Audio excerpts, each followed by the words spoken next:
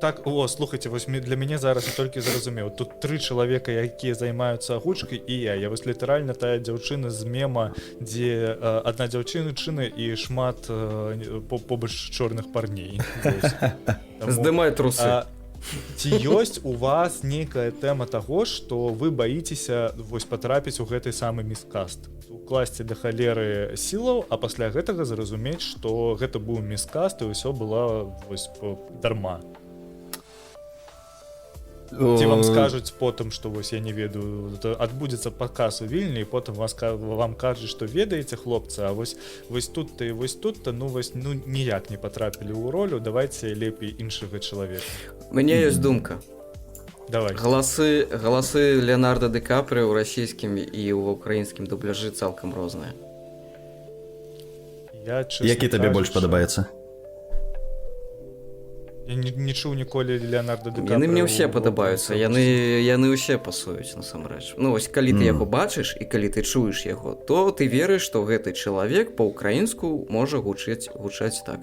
І па-расійску таксама ён можа гучаць менавіта так. Гэта Бібікаў, гэта Буруноў, напрыклад, так. Там же шмат варыянтаў, там як Буруноў як бы перастаў агучваць Ди Капріо, там все просто розныя студыі падрубіліся і Боже ж мой, колькі там гэтых агучак бітва за бітвай, штук 5-6.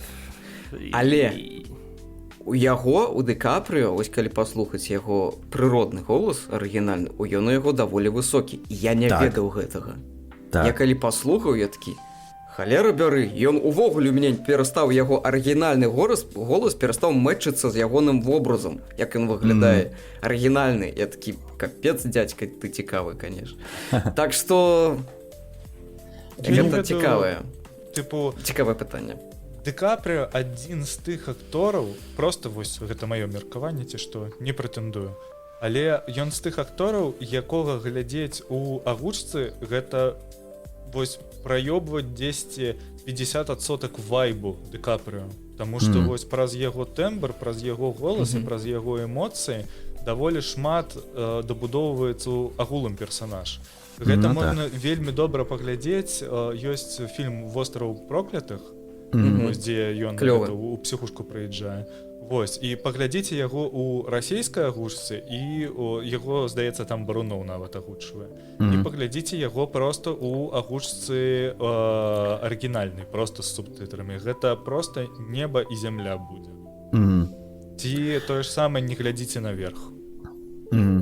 Ну, гэта цікава, бо асноўны прынцып агучкі ды дубляжу гэта не сапсаваць. Не сапсаваць і не зрабіць горш. А калі вось такія выпадкі атрымліваюцца, калі актор агучкі робіць нават лепей, то гэта вельмі унікальна і вельмі крута. Вяртаючыся да пытання міскасту, мне здаецца, што гэта больш можа быць страх рэжысёра, бо адказнасць ляжыць на ім.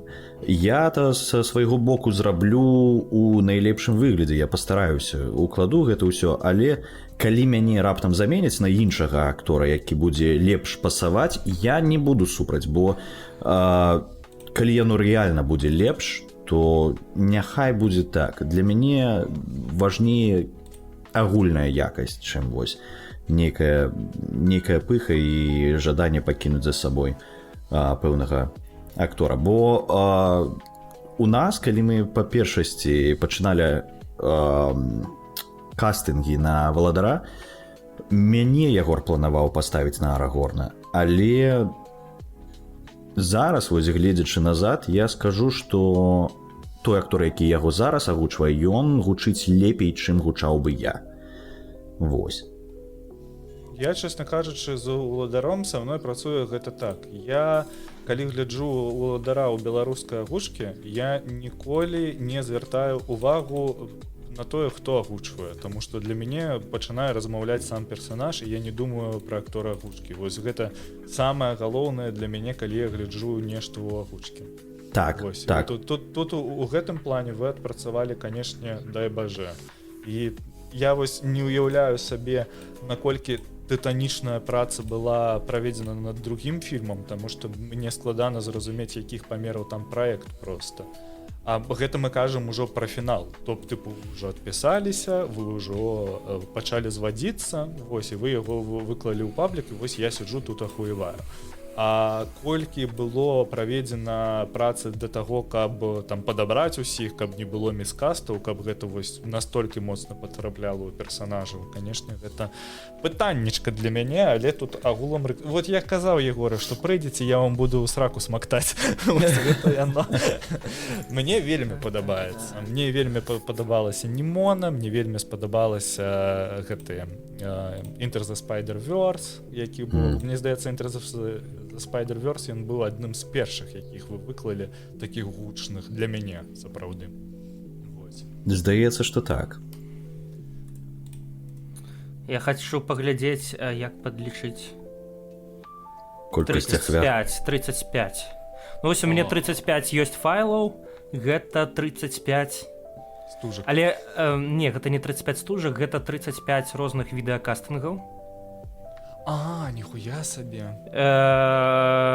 Але гэта не ўсе, канешне. Ты пра што, пачакай, я нешта... Ну, мы ж рабілі кастынг на што? На ролі розныя у валадары пярсцёнкаў. І вось у мяне ёсць папачка, там 35 відэафайлаў, гэта ўсё кастынгі розныя, але гэта далёка не ўсе. Вось, таму што я там калі рэндерыў штосьці там, штосьці ў гэтую папку закіну, штосьці ў гэтую. Вось асноўная папачка, там 35 штук. Прычым на некаторыя ролі мы рабілі там просто акцёр паспрабаваўся адзін раз, ён трапіў, всё, мы больш нікога не глядзім, таму што навошта. Ох, а Элронда, боже, у нас мы паглядзелі чалавек 6, напэўна. Ну вось у мяне толькі на кампухцеры 9 розных файлаў, я яшчэ не ўсіх рэндерыў, таму што калі ў праекце бачу, што кепска, я ўжо не рэндерыў. Бо Элронда мы доўга шукалі, і Дудзінскага мы глядзелі, і Валіка мы глядзелі, і мяне мы глядзелі, і яшчэ сялякіх розных чувакоў мы глядзелі. І, па-мойму, нават Бібікава мы глядзелі на Элронда, не? Не памятаю. Ну, шчыра кажучы, мой першапачатковы каст, які быў у мяне ў галаве, ён быў зусім іншы, чым той, які ў нас у выніку атрымаўся. Таму што я не планаваў, напрыклад, Бібікава на Гандальфа. А каго ты планаваў на Гандальфа? Гарбуза. А на Сурмана каго? Бібікава. Ну не. Ну, яно, так, мы зрабілі кастынг, вось гэту пробу, я такі, не. І справа не ў тым. Я б не сказаў, што Гарбуз не сядзіць на Гандальфе. Он нават цалкам сабе сядзіць на Гандальфе. Яго прынамсі пічыць не прыйшлося. А вось Бібікаў на Сурмане? А Бібікаў на Сарумане ўвогуле не сядзіць. Тут хутчэй вось у чым была прычына. Так. Я думаю, што Бібікаў... Тут яшчэ, знаеш, вось я што заўважыў. Некаторыя акторы, якім даёш некалькі розных персанажаў, яны лепей робяць таго, каго хочуць. Так. Я думаю, што там была вось некая такая штука, што не ўсе пастараліся над кожным персанажам. І я такі... Так, спадар Александр, штосьці мне здаецца, што Элронда вы тут наўмысна запаролі.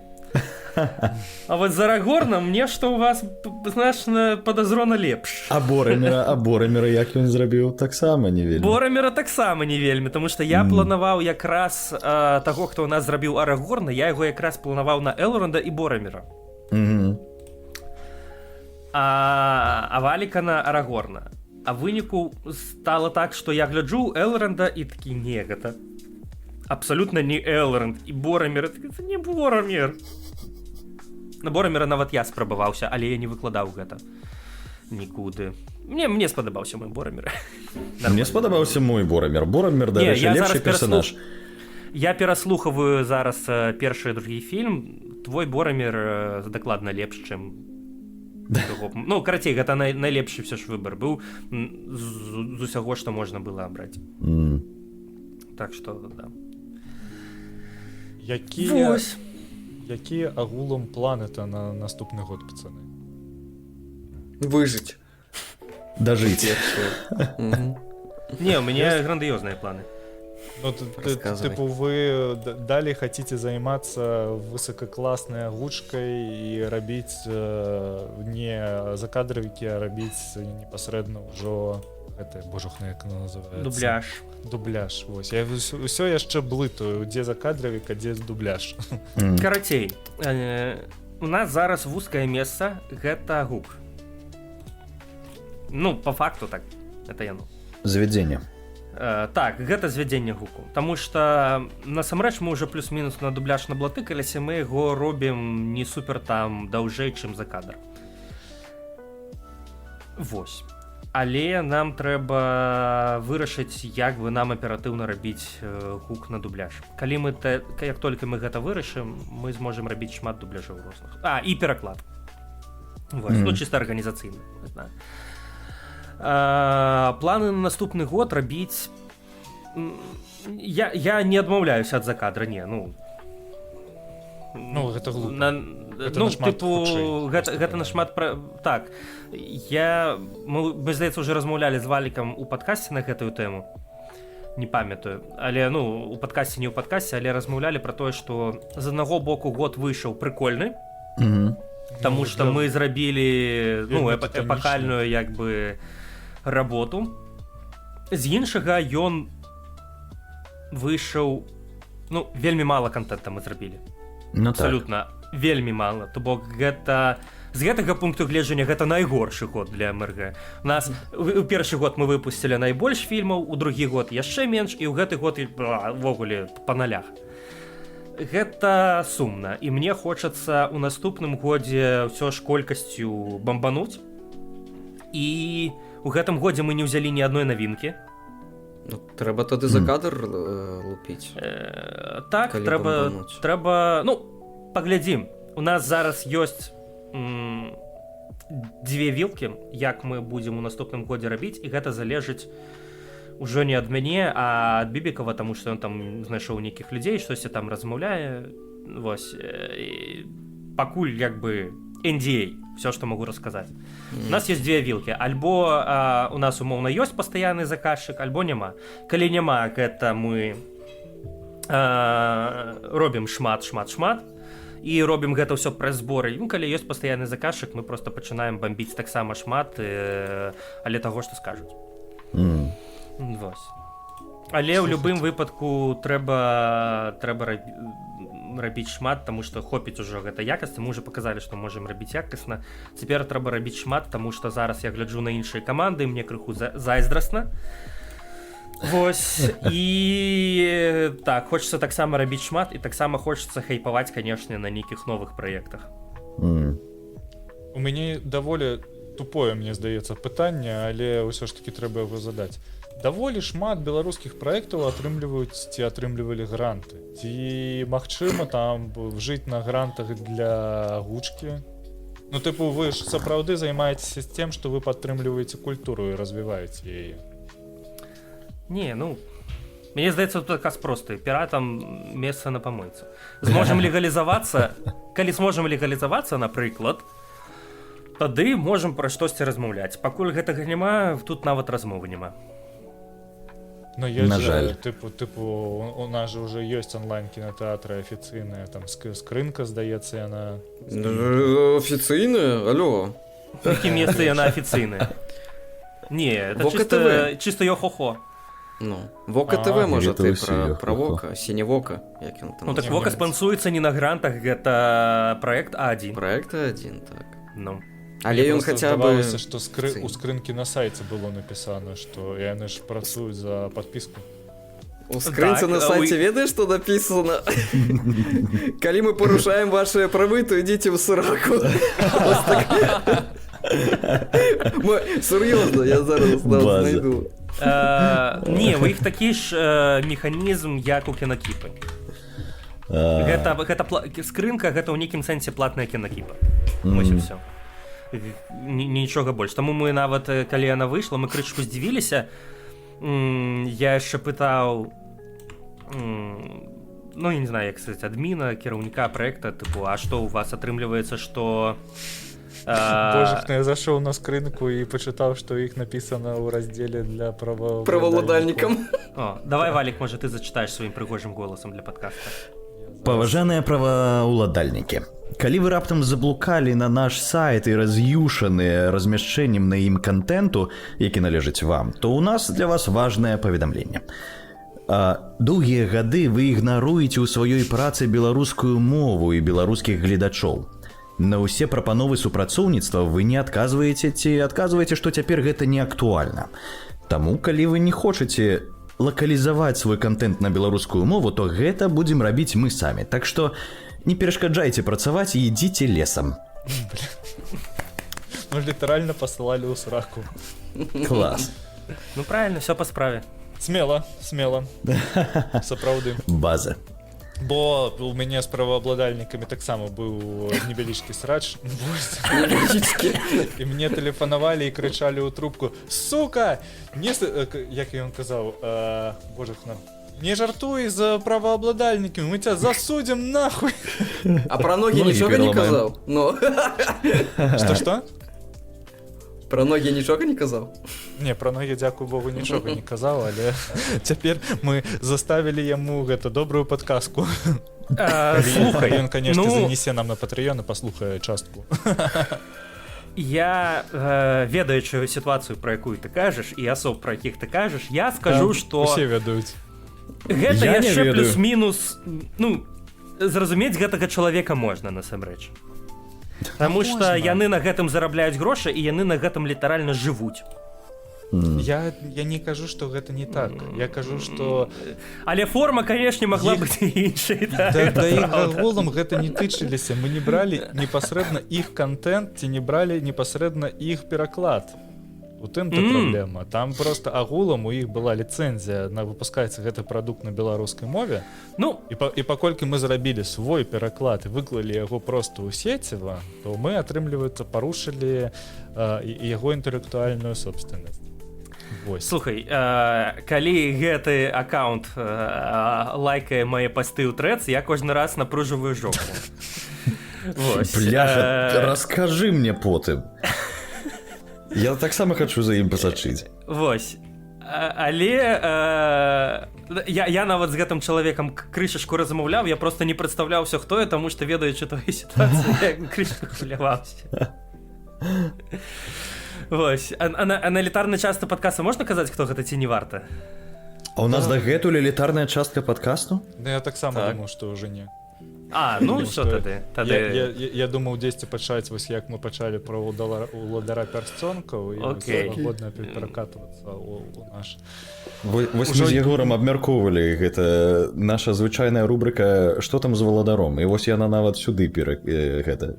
Таму што усе чакаюць, усе, хто глядзеў, усе чакаюць. Тыпу, я вельмі чакаю, я вельмі чакаю, калі вы выпусціце трэці фільм, я просто сяду на выходных, пашлю ўсё нахуй і буду глядзець першага па трэці фільм. І мяне нічога, не будзе турбаваць у гэты момант. Таму так, яно будзе... А «Хоббіта» будзеш пераглядаць?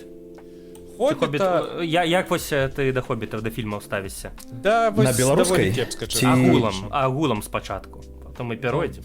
Мне вось складана з «Хоббітам», агулам просто гледзя на «Хоббіта», таму што ён па мне вельмі моцна раздуты. 3 фільмы па 3 гадзіны па вось такой вось кніжцы здымаць, дадаваць вельмі шмат нейкіх вось даволі дзіўных, ну, згадзіцеся, там лінія кахання паміж эльфійкай і гномам, яна даволі дзіўная для просто агулам усяго сусвета Толкіна. Так, і гэта агулам прыкол. Так, гэта такая, ну, гэта смешна. Я просто недавно пераглядзеў усе 3 фільмы, літаральна на мінулым... На гэтым тыдні «Хоббіта» менавіта скончылі пераглядаць 3-й фільм. Ну, гэта лінія кахання прыкольная. Ну, то, короче, у мяне меркаванне такое, яно вот пад піва падыдзе. Гэта ўсё яшчэ кіно ва ўсусвеце «Уладара пярсцёнкаў», але пры гэтым гэта не серыял ад Амазона. То бок яго можна глядзець. Не сказаць, што ён кепскі, але, ну, тыпу, ён агулам не дастае да таго ўзроўню, якім быў «Уладар», як мінімум таму, што усе акторы, ну, тыпу, Легаласа вельмі дзіўна бачыць увогуле там праз колькі, праз 15 год, вось, ну, бачна, што ён, як мінімум, ну, ведаеце, пасталеў. Ён яшчэ не стары, але ну бачна, што ён уже прям мужик, у яго гэта акруглелая твар, вось такія шчокі. Но ён уже не выглядае як той самы Леголас, які вось грацыёзны, які вось вельмі клёвы у бойкі. Вось, ну тыпу у яго на той момант тады былі нават рухі ўсе пастаўлены настолькі, што у цябе не было сумневу у першых 3 фільмах, што вось гэта сапраўды машыны для забойства, а не эльф. Ну, я так скажу, что у «Хоббіце» якраз таки Леголас большая машина для забойства, мне здаецца. Ну так. Але ён выглядае па-іншаму. Ён выглядае смешна, там адчуванне, што гэта жорсткі нейкі CGI, ці нейкі жорсткі грым на ім. І там просто некая матрыца. Вось реально, ён там слоумо, ён там па камянях гэтых, якія падаюць, прыгаюць, сальтухі робіць. Ён так не махаўся у валадары працункаў, я гляджу апошнюю частку і думаю, блин, ты б калі так махаўся, можа нам бы гэта і дапамога не трэба была ніякая зрохана. Слухай, вось асабіста мне не падабаецца, што ў «Хоббіце» зашмат CGI. Вось як рабіўся валадар пярсцёнкаў, арыгінальная трылогія, вось колькі высілкаў гэта было, зараз так не робяць. Я калі параўноўваю валадара трылогію з якім заўгодна фільмам зараз, гэта неба і зямля. З пункту гледжання чалавека гадзін, з пункту гледжання высілкаў, з пункту гледжання адданасці сваёй працы, гэта вось эталонны фільм на, мне здаецца, амаль назаўжды. Пакажыце мне штосьці, куды столькі ж душы укладзены, я вам пацісну руку, але... Да, і фільм, дзе столькі жывёл пацярпела, да. Вось гэтага я не ведаю. Ну я таксама не ведаю, дзе больш над жывёламі здзекаваліся, чым валадары пярсцёнкаў. Ну там агулам як бы калі пачытаць, і над людзьмі таксама здымалі фільм, так там тыпу там пераломы, быў гэты каскадёр, які патрапіў у рэанімацыю.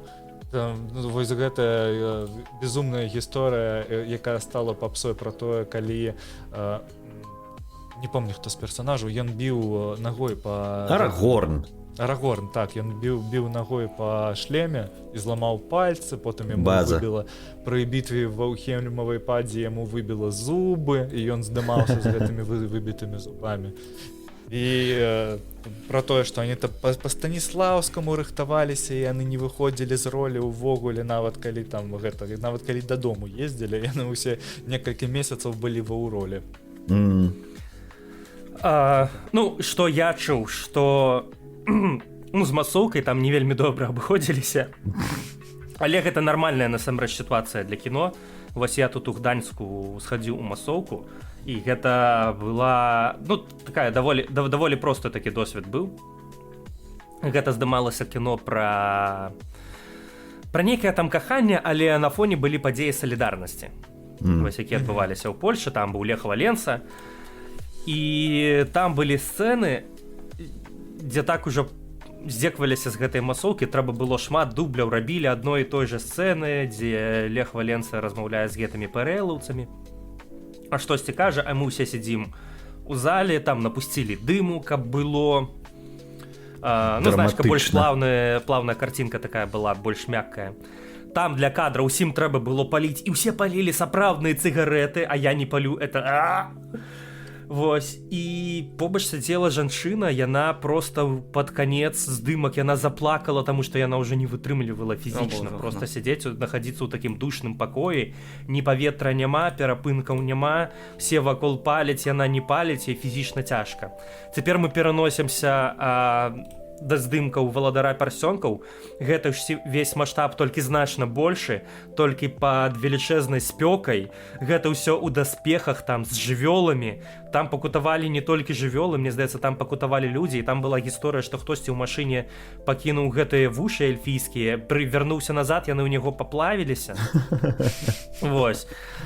Гэта жэсць, канешне, што там адбывалася, і мне здаецца, гэта не таму, што прадюсеры валадара пярсцёнкаў такія бесчалавечныя, просто рамёства такое, што гэты масавыя сцэны яны вельмі фізічна цяжкія, іх па-іншаму вельмі складана зняць. Там будуць пакутаваць і жывёлы, і людзі, і все вакол, і ніякія там працоўныя кодексы нікога не абароніць, таму што, вам трэба зняць кіно на шмат гадоў наперад. Па-іншаму гэта не робіцца, толькі на дзесяцігоддзе, для некалькіх пакаленняў, я б сказаў. Гэта трэба будзе ісці на ахвяраванне. Што, здаецца, гэта самы час сказаць гэта. Усім прывітанне, першы гікаўскі, выходзім, як не дзіўна. Я нават ужо прыдумаў назву для гэтага падкаста, гэта будзе мой родны першы гікаўскі. Трэба ў любым выпадку скарыстацца. За намі сёння Егор Камбэх, як правільна казаць, стваральнік ці адзін з стваральнікаў майго роднага гуку, чалавек, які шмат паўдзельнічаў у агучкі Анібела і не толькі, да і чалавек агулам, які тут ужо з'яўляецца, мне здаецца, у трэці раз. Вось. Таксама з намі Валік.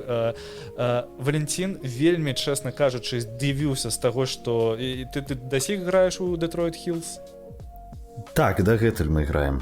Я знаёмы з пацанамі з Detroit Hills яшчэ з 2014 года, здаецца. Я яшчэ з тых момантаў, калі яны прыязджалі у местны, гэта быў, божухна, не кінотэатр, гэта быў, як... ДК, Так, памяшканне ДК у Магілёве, і яны прыязджалі туды граць пост-рок. З якога ты года там граеш? З 20-го. Тады мы з тобой. Я вельмі шмат шару за беларускую метал-сцэну, таму што раней быў удзельнікам яе. Вось вельмі прыемненька. Я вельмі прыемна здзіўлены. Detroit Hills на вельмі шмат часу вываліліся з майго некага погляду, і я за імі ніяк не сачыў, але я здзіўлены, што яны дасіх існуюць, і ўзровень прадакшану у пацаноў вельмі моцна падскачыў. Кароч, рэспектулі. Дзякуй, прыемна вельмі. Вось. Дзякую вам за тое, што прыйшлі. Са мной так жа сама Вожык, які цяпер частка першага гікаўскага. Я нічога не падпісваў. Гэта пакуль. Грошы наперад. Мы цябе падпісалі за цябе, таму гэта кватэра таксама наша. Вось. Элітарная частка ў нас даволі буйная атрымалася. Заходзьце туды, паглядзіць, як мы срэмся адзін з адным і ўсё такое, калі ласачка. І мірымся потым. Так. Хто струкасмок, якія там скандалы ў агучкі, таксама залетайце. Хто каму што вінны. Так. І кое-што пра расійскую агучку таксама. Вось. Пацаны, ёсць да вас некалькі... таксама не буду у галоўнай частцы. Ёсць пытанне пра уладара пярсцёнкаў. Мне здаецца, гэтая тэма пакуль не падымаецца, робіцца. Адзінае, што калі выйдзе у агульны доступ? Калі-небудзь вядома? Другая частка? Так.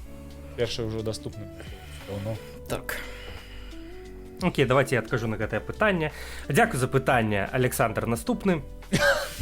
Вельмі цікава. Ніколі на яго не адказвалі. Так. Дзякуй, цікавае пытанне, сапраўды. Другая частка выйдзе ў вольны доступ тады, калі ў прыватны выйдзе трэцяя. А калі выйдзе трэцяя? А трэцяя выйдзе ў наступным годзе, паглядзім калі. Я думаў, ты скажаш, калі я скіну свае рэплікі. Не, калі ты скінеш свае рэплікі, калі Бібікаў скіне свае рэплікі, калі я вас усіх праверу, накідаю праўкі, вы скінеце праўкі, і потым гэта ўсё Арсень звядзе. Вось такі ў нас workflow. Ідзі роботай. Рэальна. Да, мог бы ўжо замест гэтага падкаста і дазапісаць. Мог бы я гучыць штосьці. Ось так. Вы ж цяпер ужо паўнавартасныя падкастеры, прям калегі атрымліваецца. Як вам быць падкастерамі? Гэта вельмі ж моцна адрозніваецца ад агучкі. Як табе быць падкастерам, Егор? Прикольно. Гэта ўжо мой другі праект з падкастам. Першы быў беларускі андэграунд, пакуль пахаваны, замарожаны. Вось. Я слухаў, дарэчы. Мне здаецца, Я я так слухаў. само. Я Чакаю яшчэ працяг. ныццё забыццё вожыка слухаў О, Боже. і падкасты Гомзіка. 0 падкастаў без узгадвання Гомзіка, працягваем традыцыю. Таму гэта. Мне больш за ўсё цікава, як вам, па-першае, працаваць над крэатыўным праектам, у якім не трэба нічога агучваць, але трэба шмат працаваць голасам. Гэта першае пытанне. І другое пытанне, ці пачалі вы ўжо з'язджаць з глузду ад таго, што вы заўжды павінны шукаць тэмы на падкаст? Ой, а слухай, вяртаючыся да твайго першага пытання, як яно быць падкасцерам, складана і турботна, бо, ведаеш, у мяне былі думкі: гамон, гэта ж я цяпер буду на вялікую колькасць людзей казаць нейкія рэчы, яны зразумеюць, што я дэбіл нейкі. Вось у мяне такі быў страх, тыпу, бляха, усе здагадаюцца, што я тупенькі. Вось, пакуль трымаюся, але гэта цікавая праца, бо ўсё ж такі казаць рэчы, якія ты рэальна думаеш на вялікую колькасць людзей, на пэўную аўдыторыю, гэта выклік. Гэта пэўны выклік. Таму так, я для сябе гэта расцэньваю як пэўны выклік, і гэта цікава. Гэта цікава, і вялікі плюс для мяне, што мы робім гэта менавіта з Егорам. З Егорам мы ўжо пэўны час сябруем, даволі добра адзін аднаго ведаем, і вось нават спалі 3 тыдні разам. Гэта гісторыя нашага сяброўства, яно так пачалося з ложкай агульна. Наша сяброўства пачалося з ложка. Калі я кагосьці знаёмлю з Егорам, гэта першая рэч, аб якой я ўзгадваю. Вось. Так. Прывітанне, гэта Егор, мы з ім спалі 3 тыдні. Так. Вось. Пачатак міграцыі быў, ці што? Не, яшчэ да эміграцыі, яшчэ раней. Вось. Стары 2018 год. Потныя здаровыя мужики, вось, пасля цяжкага дня, вось, у палацы, у намёце, вось, там 20 чалавек. Так. Трэба неяк грэцца. Лёша, сюды трэба будзе ўставіць урывачак з фільма, які я зараз агучваю. Там едуць 2 хлопцы такія, на машыне едуць такія: я неяк муціў з хлопцам. Ты нічога не казаў? Да там, у прынцыпе, няма чаго расказваць. Самыя беспраблемныя тыдні ў маім жыцці, апроч сексу. О, дзе халера была. І праблема не ў члене, а ў вусах. Я такі, бляха. Гэта мы, гэта рэальна мы. Ваенная форма, вось гэта ўсё, такі рамні, знаеш, тыпу сапагі. Слухай, класна было, я нават... Не было. Вось, гэты момант я час ад часу ўзгадваю, тыпу, іду да Егора і кажу: слухай, а вось, прикольна ж было, мы зелёныя чалавечкі, усе змагаемся з аднымі і тымі ж праблемамі, слухай, вось бы вярнуцца на тыдзень. І Егор кажа: не, я калісьці тады сеў і для сябе зразумеў, зрабіў паметку ў галаве, што мне не круто, мне блага, і гэта ўсё абрыдла. І вось зараз Егор, калі забываюцца благія моманты, ён узгадвае, што так, я зрабіў паметку, мне было блага, я больш туды не паеду. Я не просто паметку зрабіў сабе ў галаве, я напісаў верш, правда, на рускай мове. Як мне там не падабаецца. Так, зараз. Зачытай. Ва ўсіх быў перыяд, калі яны пісалі вершы, здаецца. Ну ладно, я пакуль распавяду і іншую тэму. Калісьці вожык у мяне, памятаю, спаў на палу, вось, а потым на другой кватэры. Ці ў першы раз вы здымалі гэта у мяне не ночылі? Першы раз мы цябе не ночылі, другі раз ночылі. Окей, ладно. Але ў другі раз вы ў мяне спалі на гэтым, на канапе, на якой потым праз пару тыдняў спаў Егор. О! Было такое, так. Таксама праз ложак. Все праз адзін ложак знаёмы. Все знаёмыя з усімі праз ложак. У мяне просто ў Вільні заўжды быў прахадны двор, і ў мяне заўжды ночаць нейкія вось час ад часу амаль незнаёмыя людзі. Мне там тэлефануе якая-небудзь сяброўка з Польшчы і кажа: ведаеш што, мой былы хлопец са сваёй новай дзяўчынай, гэта рэлсторы ці што, яны едуць праз Вільню, ім недзе спыніцца, ці можаш іх захосціць на 2 дні. Я такі: добра. Яны прыязджаюць, і ўвесь гэты час, ну ведаеце, амаль б'юцца просто, яны настолькі моцна сруцца, што вось просто раніцай гэта пачынаецца, і ўвечары яны ўжо крычаць адзін на аднаго. Хэпі-хаус. Забей зяпу, сука, бла-бла-бла, бла-бла-бла. Ну, короче, такое было. Вось. А потым яны ажаніліся. Вау. Ну вось, ведаеце, а я знайшоў гэты свой верш. Ну, давай. Ну, правда, по-руску. Але з інтанацыяй, калі ласка. Я просто гуляю по плацу в составе большого взвода. Куда все идут, я знать не хочу, да и это не моя забота. Раз, два, три, ловите, ребята, ногу. Если в развороте будем ходить, выебу целую роту. Я просто гуляю под солнцем палящим, не чувствуя рук и ног. Я просто гуляю со взводом гудящим, свободен мой ум от забот. И мысли нет в голове, не нужна эта зараза солдату. Да и козырь есть в рукаве. Запихнуть туда солому и вату. Пожрать и поспать – это все, что ребятам надо. Ну а завтра, кто его знает, но этому дню не рад я. Равняйся смирно, налево, направо, не выходим мы за рамки устава. Равняйся смирно, налево, направо, не выходим мы за рамки устава. Вось. Слухай, круто, але гучыць нават не так блага. Слухай, гэта быў момант, калі нас за штосьці вздручылі. Я не памятаю за што, і нас прымусілі, і мы там 2 гадзіны ішлі па плацу. Было сонца. І я вось просто ішоў, і штосьці ў мяне таке: я просто гуляю па плацу в составе большого взвода. І я такой пам-пам-пам пачаў круціць, потым ужо дабіў там апошнія радкі, калі вы вярнуліся ў гэты намёт. Круто. Ну там яшчэ акорды ёсць, то бок гэта як бы такая типу песенька, песня. Гэта песенька пад гітару такая, але ну карацей, я памятаю, што мне там максімальна не падабалася. То бок ініцыятыва наказуема, думаць не трэба, пачынаеш пакутаваць, калі пачынаеш асэнсоўваць, дзе ты і што ты робіш. Калі ты не думаеш, а просто робіш тое, што табе кажуць, табе там окей. Як толькі ты пачынаеш задумвацца, што ты робіш, для чаго ты робіш, пачынаеш адразу сумаваць, і гэта нейкая атрымліваецца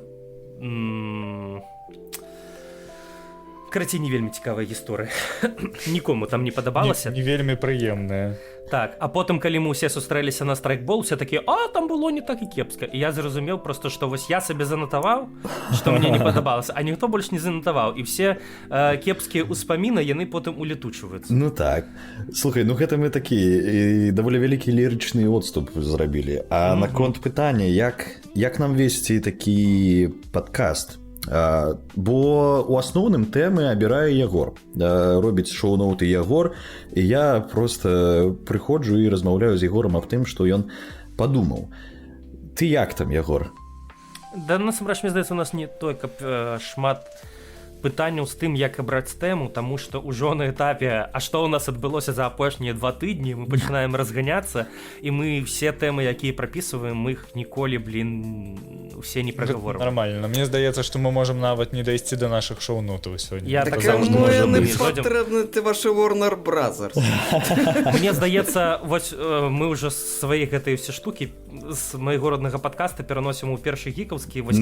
Разброд ды шатання. Мы з Валікам можам пачаць зачапіцца за нейкую тэму і можам піздзець пра адно і тое ж. Просто мы сябе рэальна, пакуль што мы на этапе, дзе мы сябе абмяжоўваем яшчэ, каб не расцягваць падкаст на 4-5 гадзін. Ягор, гэта вельмі карысны навык для падкасцера. Гэта круто. Што менавіта? Зачапіцца за штосьці і так, і трындзець. Так, 100%. Гэта трэба яшчэ ўмець. Мне неяк цяжкавата. Ну, гэта трэба, мне здаецца, вайбамі сасціся, таму што я як бы думаў, ну, коль я ўжо як бы запусціў мой родны падкаст, я просто хуценька раскажу, як чаму ён увогуле запусціўся.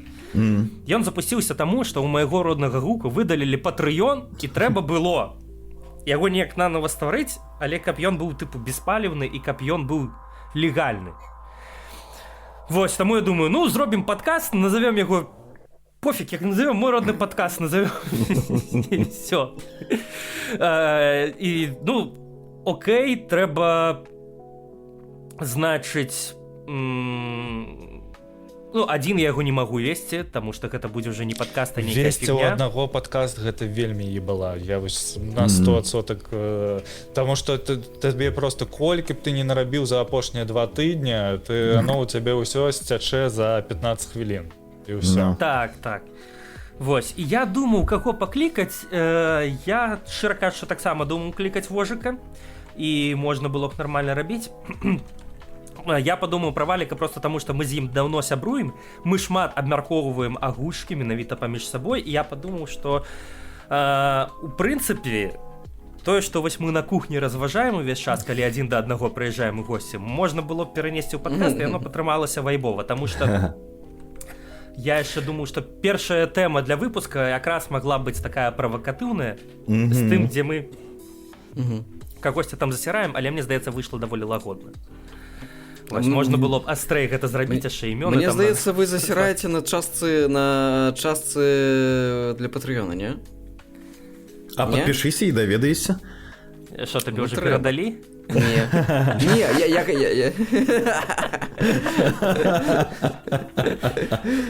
Трэба падпісацца, так. Мне просто цікава, што вы там выкладваеце. У частцы для Патрэёна мы звычайна просто расказваем нейкія інсайты таго, што зараз робіцца, як правіла. І бывала такое на пачатку, што я ўстаўляў некаторыя урыўкі, якія я нідзе больш не выкладаў. Напрыклад, некаторы каст Элронда, ён быў толькі на Патрэёне. Вось. Я туды выкладаў агушку Half-Life, напрыклад, другога, якую мы яшчэ нідзе не паказвалі. О, так. Што ўвогуле там дзе робіцца, што мы збіраемся рабіць, што там выйшла.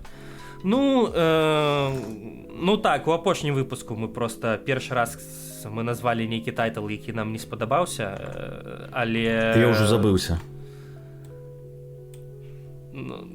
Я не знаю, ты мяне правакуеш, каб я зараз у паблік сказаў. Забыўся, пачакай. Ну, які ў цябе самы нелюбімы тайтл у агутцы, што выйшла, і ты б хацеў перарабіць сам? Што б я хацеў перарабіць сам? Блин, да я... Яно першае на галаву мусіць прыйсці. Ты пра Дзюну? Ну, вось ты ўжо назваў. Слухай, я б нічога не перарабліваў, бо мне ўпадло, шчыра кажучы. Ну вось адзіны тайтл мы назвалі, які нам... Калі выйдзе трэцяя Дзюна, і яна будзе нармальная, то можа там трэба пра нешта такое падумаць. Але калі не, то пайшло яно нахуй. Дзюна выйдзе праз год, як мы ўжо высветлілі, і там уже будзе праз год бачна, ці дажыве ўвогуле мой родны гук. Дажыве? Што з ім станецца? Ёсць думкі пра тое, што не дажыве? Я як беларус, які прайшоў шмат гаўна, я просто на такія тэрміны далёка не заглядаю. Я дапускаю, што можа здарыцца ўсё, што заўгодна. Мы людзі ў міграцыі. І не на ўсё мы можам паўплываць. Вяртаючыся, дарэчы, да пытання падкаста, мне здаецца файна, што мы не зрабілі назву падкаста, напрыклад, «Мая родная агучка» і штосьці такога кшталту, бо у нас ёсць шэраг тэм, якія мы можам абмяркоўваць. Мы можам гаварыць не толькі пра агучку, мы можам гаварыць пра фільмы, пра тэатр, пра тое, што адбываецца, і нават пра гульні можаце таксама. Нават пра гульні, так. І таму тут толькі разганяцца і разганяцца. Будзем. У кантэксце таго, што, напрыклад, выйдзе агучка Half-Life 2, мы будзем размаўляць пра яе як пра агучку, як пра гульню. Але мы пра яе таксама будзем размаўляць, ці што? Вось, я нават пагуляю у рэшце рэшту Half-Life 2. Можа, і я пагуляю. Ніхто не гуляў Half-Life 2? Слухай, я трошкі пачынаў, калі я таксама. Штосьці ў мяне там быў нейкі затуп, і я такі, ай, сё, мне час. Але калі мы кажам пра гульні ёсць не толькі как камплютарныя. І вось у гэту сферу я б таксама, напэўна, зайшоў бы паразмаўляць пра D&D, паразмаўляць пра ролкі. Дарэчы. Таму што ў мяне адбылася моя першая партыя, першы ваншот у D&D недавно. І заўтра адбудзецца другі ваншот у D&D ўжо. Другі ваншот? Вы пачынаеце кампэйн, можа, не? Не, мы не пачынаем кампэйн, гэта другі ваншот з іншым майстрам, і гэта бясплатна дома там карацей, у тваіх сяброў, ужо знаёмых добрых, вось. Я неяк думаў аб гэтым, тыпу, а чаму увогуле нас можа быць цікава слухаць як падкаст, бо шчыра кажучы, я не адчуваю, што ў мяне ёсць шмат экспертнасці напрыклад у агутцы. У мяне есть досвед і ёсць пэўныя думкі, але тут ёсць такі сіндром самазванца ў гэтым сэнсе, што як бы так, я раблю і досвед ёсць, але так, каб вось усім пра гэта распавядаць, штосьці раіць і экспертнасцю неяк дзяліцца, такога няма. І вось шчыра мне хочацца верыць, што мы трошкі можам узяць гэтым вайбам, што мы сябруем і мы вось самі трошкі вайбем падчас падкасту. І можа праз гэта. Я ўсё чакаю, пакуль фанфік хто-небудзь напіша ўжо пра назва. Ну вось, слухай, мы закінулі гэта інфапола, што мы спалі разам 3 тыдні, можа хтосьці і яго зловіць. Потныя хлопцы у ваеннай форме ляжаць. Можна нагенерыць нават гэтых. Вальс запаўзае да Егора у гэту спальны мешок ці наадварот. Так, бляха, база. Ты не пераказвай, як бы, а прыдумвай новае. Не пераказвай.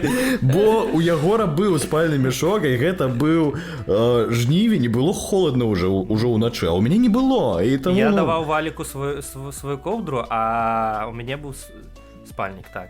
Так і было. А потом табе привезли все ж спальник. Не было у меня спальника. Не было? Ну, значит, короче, у тебя была моя ковдра, а у меня был спальник. У тебя было 2 ковдры. А потом мы обдымалися. Відео со зборов. Ну это потом. Это не той відео со зборов. Ну что, у нас так само есть відео со зборов. Червоный свет. Так, я згадав. Карацей, ладно, мы тады уже не будем як бы намекать, а прямо скажем, там як было, гэта былі зборы. Я так і подумал, у 2018 годзе, якія праводзіліся. Не, гэта былі зборы на военной кафедры, мы вучыліся просто каб откосить. И там у канцы былі зборы звычайныя, там каля 5-6. На 3 тыдні. Так, 3 тыдні трэба было. І мы як бы студэнты, у нас намёт там на 25 чалавек, здаецца. Велічэзны. І у чувакоў была джибелевская колонка некая. Быў штучны нейкі свет. Лямпы чырвоныя, такія дыёдныя лампы рознага колеру, але уключалі чырвонае там нейкае святло. І ў выніку кожны вечар у нас адбываўся так: заходзіш у намёт, ужо цёмна, чырвонае святло, полуголыя мужики, энігма. Блядь. І гэта быў такі чысты романтык. Я потым даведаўся, што іншыя ўзводы думалі, што мы там бухаем, там нешта, там яшчэ штосьці робім, а мы чыста на приколе. Мы чыста бавім час. Так, і відосікі ёсць, як там хтось распранаецца перад сном і там так робіць гэта танцуючы. Слухай, гучыць даволі-такі весела пакуль што. Як рэклама беларускай арміі. Гэта вось гэта... Не, такія моманты, вядома, былі вясёлыя. Вядома, там былі вясёлыя моманты. Вось. Але былі і не вясёлыя. Гэта былі вясёлыя моманты, гэта 3% з таго моманту было, здаецца. Можа, нават не 3. Але быў момант, напрыклад, калі сабралі ўсю частку, і там нейкі дэбіл казаў пра тое, што... У частцы было крышачку свайго склада, а ўсе астатнія гэта былі партызаны. Партызаны гэта дарослыя мужики, які іх на зборы выклікаюць. Гэта былі мы студэнты, курсанты, і вось асноўная там частка з гэтай часткі. Карацей, хтосьці з партызанаў выбежаў з часткі і пайшоў на заправку там бухаць там ці штосьці такого кшталту. Гэта крыміналка. Так, да не, по факту не. Не, ну прыцягнуць могуць па крыміналке. Маглі, як бы так, але сэнс у тым, што некі дэбыл потым сабраў усіх, дастаў сваю табельную зброю, пісталет, і потым хадзіў, я махаў, сказаў, што калі пабача, што хтосьці там выходзіць з гэтай часткі, першы тыпу будзе ў паветра, а потым буду страляць тыпу на паражэнне. О, божухна. Гучыць адначасова па-дэбільнаму і пафасна. Так, але, знаеш, калі ты там стаіш, як бы вось такі, колькі мне там было, 20 з фігам гадоў, ну, тыпу 21, гэта, ну, так, і гэта, і ты разумееш, што ён рэальны дэбіл, які можа там потым і стрэльне. Ён яшчэ ходзіць, вось гэтай зброі там перад табой махае. Вось, быў і такі крынж. Здаецца, так, прыйдзецца выразаць гэтую частку, каб нас не гэта не знайшлі потым. Я ў іншым горадзе, што ты мне зробіш. У мяне з армейкай цікавая гісторыя. Я не касіў, мяне не ўзялі. Я б калі быў на чарговым нейкім медаглядзе, мне просто так задзяўбло. Я тады адпрацоўваў размеркаванне, я вельмі не хацеў адпрацоўваць размеркаванне. Я быў, напэўна, на 3-м ці на 4-м, бо мне там давалі адтэрміноўкі, прынясі нам аналізы, прынясі нам там яшчэ нешта. Вось, тут табе, ну, карацей, ездзіў пастаянна в военкамат, можа разу на 4-м я просто сяджу, такі говорю, возьмите мяне ў армію.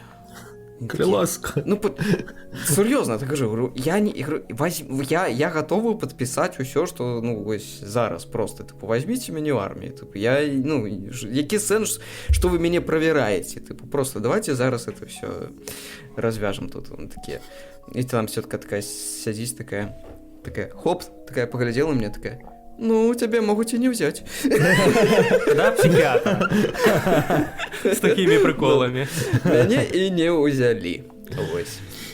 Мне падобная гісторыя, я не тое, каб вельмі касіў, у мяне не было такога, што там, тыпу, я там ссаўся пад сябе ці нешта такое. Я скончыў універ, мне далі адразу павестку з дыпломам. Я праз пару месяцаў прыехаў да ваенканкама, і першае, што тыпу, я праходжу у першы раз, у мяне заўжды былі праблемы з ціскам, вось, мяне адразу пасылаюць у шпіталь, і я увесь у татуіроўках. Вось, ну ты тыпу, вось адключыць і ўніз усё. Вось, і яна мне такая адразу да псіхлікарні. Вось. У выніку мяне не ўзялі па ціску, таму што у мяне вызначылася, што ў мяне артэрыяльная гіпертэнзія, прычым даволі моцная. А ў мяне это даволі стандартная гісторыя, у мяне ад гэтага пакутаваў дзед, пакутавала бабка, ну тыпу вось уся радня, якая на дадзены момант ёсць, пакутуе ад ціска. І нават сямейныя скарбы. Ну, ведаеш, тыпу камусь дасталася ад бабулі. Ну, камусьці дасталася ад бабулі кватэра, а мне, блядь, высокі ціск. І адкос ад арміі. Ну, накшталт таго. І калі, атрымліваецца, я ўжо паляжаў і ў псіхлікарні, і паляжаў ужо з ціскам, і я ўжо ведаў, што мяне ў любым выпадку не возьмуць, я прыязджаю, а хачу адзначыць, я нічога не рабіў для таго, каб адкасіць, вось зусім нічога. Я там не паліў, блядь, 12 папірос за гадзіну. Я не бегу па гэтай лесвіцы, як там рабілі астатнія чувакі, якія былі са мной.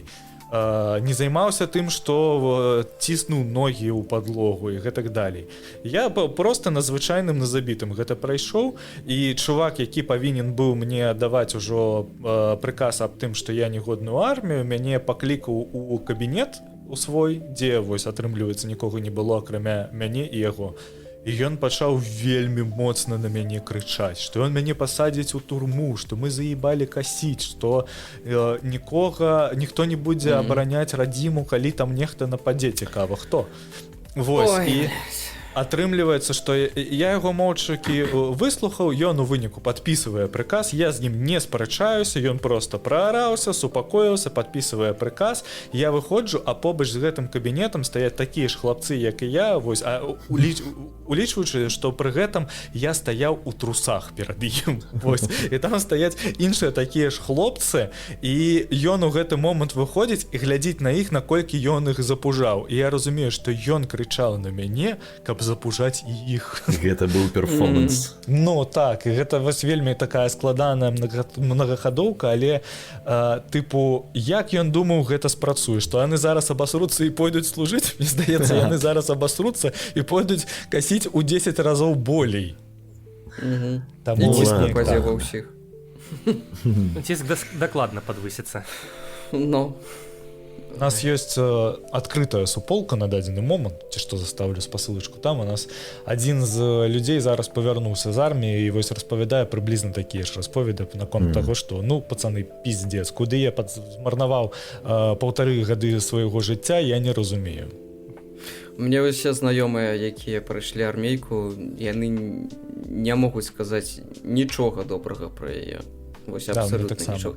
Адзін хлопец, праўда, казаў такі поўнае гаўно, але прайсці яе варта. У меня таксама. Ну ладно, напэўна, філасофія ў гэтым пэўная ёсць. У мяне нават ёсць такі, які кажа, што вось каб быць сапраўдным мужиком, трэба паехаць у пешы. Ён у печах служыў і павесіцца. Сапраўдны мужик, дарэчы, все сапраўдны выпадак, дарэчы, у печах там сапраўды. Так, і гэта адбылося вось якраз тады, калі вось мой знаёмы там служыў. Я ну тыпу не адным батальёне былі, але ці не ў батальёне, не адным. Я не ведаю, як гэта там размяркоўваецца. Гэта адбылося незадоўга. Я тут вы просто ўсе расказваеце свае гісторыі, і я зразумеў, што гэта стандартная дэфолтная тэма, калі збіраюцца хлопцы. Просто кожны раз, калі збіраецца чыста мужчынская кампанія, звычайна не блізкіх там сяброў, так, якая там ужо ўсе ведае гэтай гісторыі, так? А плюс-мінус збіраецца, заўсёды пачынаецца хто як касіў ад арміі, альбо хто як служыў. Вось, а калі збіраецца яшчэ там пэўная кагорта беларусаў, яшчэ размаўляць, хто як сядзеў. Пацаны, а гікаўская будзе? А пра што падказ, дарэчы? Дарэчы, у арміі можна гуляць у гульні, да? А, якія гульні вы любіце ў арміі? Да, калі пачынаецца пажар вашым, гэта такая гульня, вось пачынаецца. Ну, ладно, это прапаноўваю тэму арміі. Так, наступны раз на Patreon. Добра, спадары падкасцеры, заўжды нехта што-то робіць на Новы год, спецвыпускі і гэтак далей, ці ёсць у вас ужо ідэі? Калі што, я ў вас падпіжу. У мяне была ідэя, якую я казаў толькі Лёша табе. Пакуль што. Я яе не буду паліць. Нават мне не казаў. Так, ну таму што я яшчэ як бы сюрпрыз, бля. Прыйшла ў галаву, я каб не забыць, запісаў Лёша галасавуху там ці што. Ага. У меня была идея собраться альбо вялікай адной кагортай, альбо з падкаста па адным чалавеку і аб'яднаць мой першы гікаўскі каласы Мой першы гікаўскі. Карацей, так, гаворачка па Фрейду, сабраць МРП, першы гікаўскі і каласы пад сярпом шыі. І тыпу я, ты, барада, сабрацца, напрыклад, і зрабіць навагодні выпуск, таму што як бы скончыўся не проста 25 год, а скончылася першая чвэрць 21 стагоддзя. І ў кантэксце 25 гадоў рэтраспектыву вось такую зрабіць, што ў нас увогуле адбылося, таму што і з пункту гледжання гульняў шмат чаго адбылося, з пункту гледжання там тэхналогій, і з пункту гледжання агучвання, у тым ліку беларускага, таксама шмат чаго змянілася, таму што першыя беларускія агучкі яны з'явіліся не ў 19 годзе, а насамрэч значна раней. То бок мы прайшлі гэты шлях там ад аднаго да іншага, што ў нас з 2000-х па 25 год мы ў нейкую новую эру агучкерскую ўваходзім зараз. Вось я, напрыклад, гэта адчуваю, не знаю, Валік, там вы ребята адчуваеце ці не? Вось я я не могу сказаць, што я просто у 25 год ён крышачку пачынае паварочваць гульню агучкерскую, стала больш дубляжоў, яны пачалі з'яўляцца пірацкія дубляжы, і агульная якасць пачала расці у фандаберскай, прынамсі, суполцы, і гэта цікава, то бок такога не было нават яшчэ ў 22 годзе. Так што вось можна было б на Новы год такі святочны выпуск зрабіць. Усе будзем у касцюмах святочных, будзем у мяне ёсць капелюх кожны раз, калі штосьці. Я ўжо гатовы, хлопцы. Файна. Всё, дождзік намотаны. Цікавенька, просто настолькі шмат беларускіх падкастаў не перажылі вось апошнія 3 гады. Неяк вось 5 год таму яны пачалі з'яўляцца, а існавалі некаторыя вы ведаеце што падкаст праз космас зараз прыпыніў то што ён выходзіць так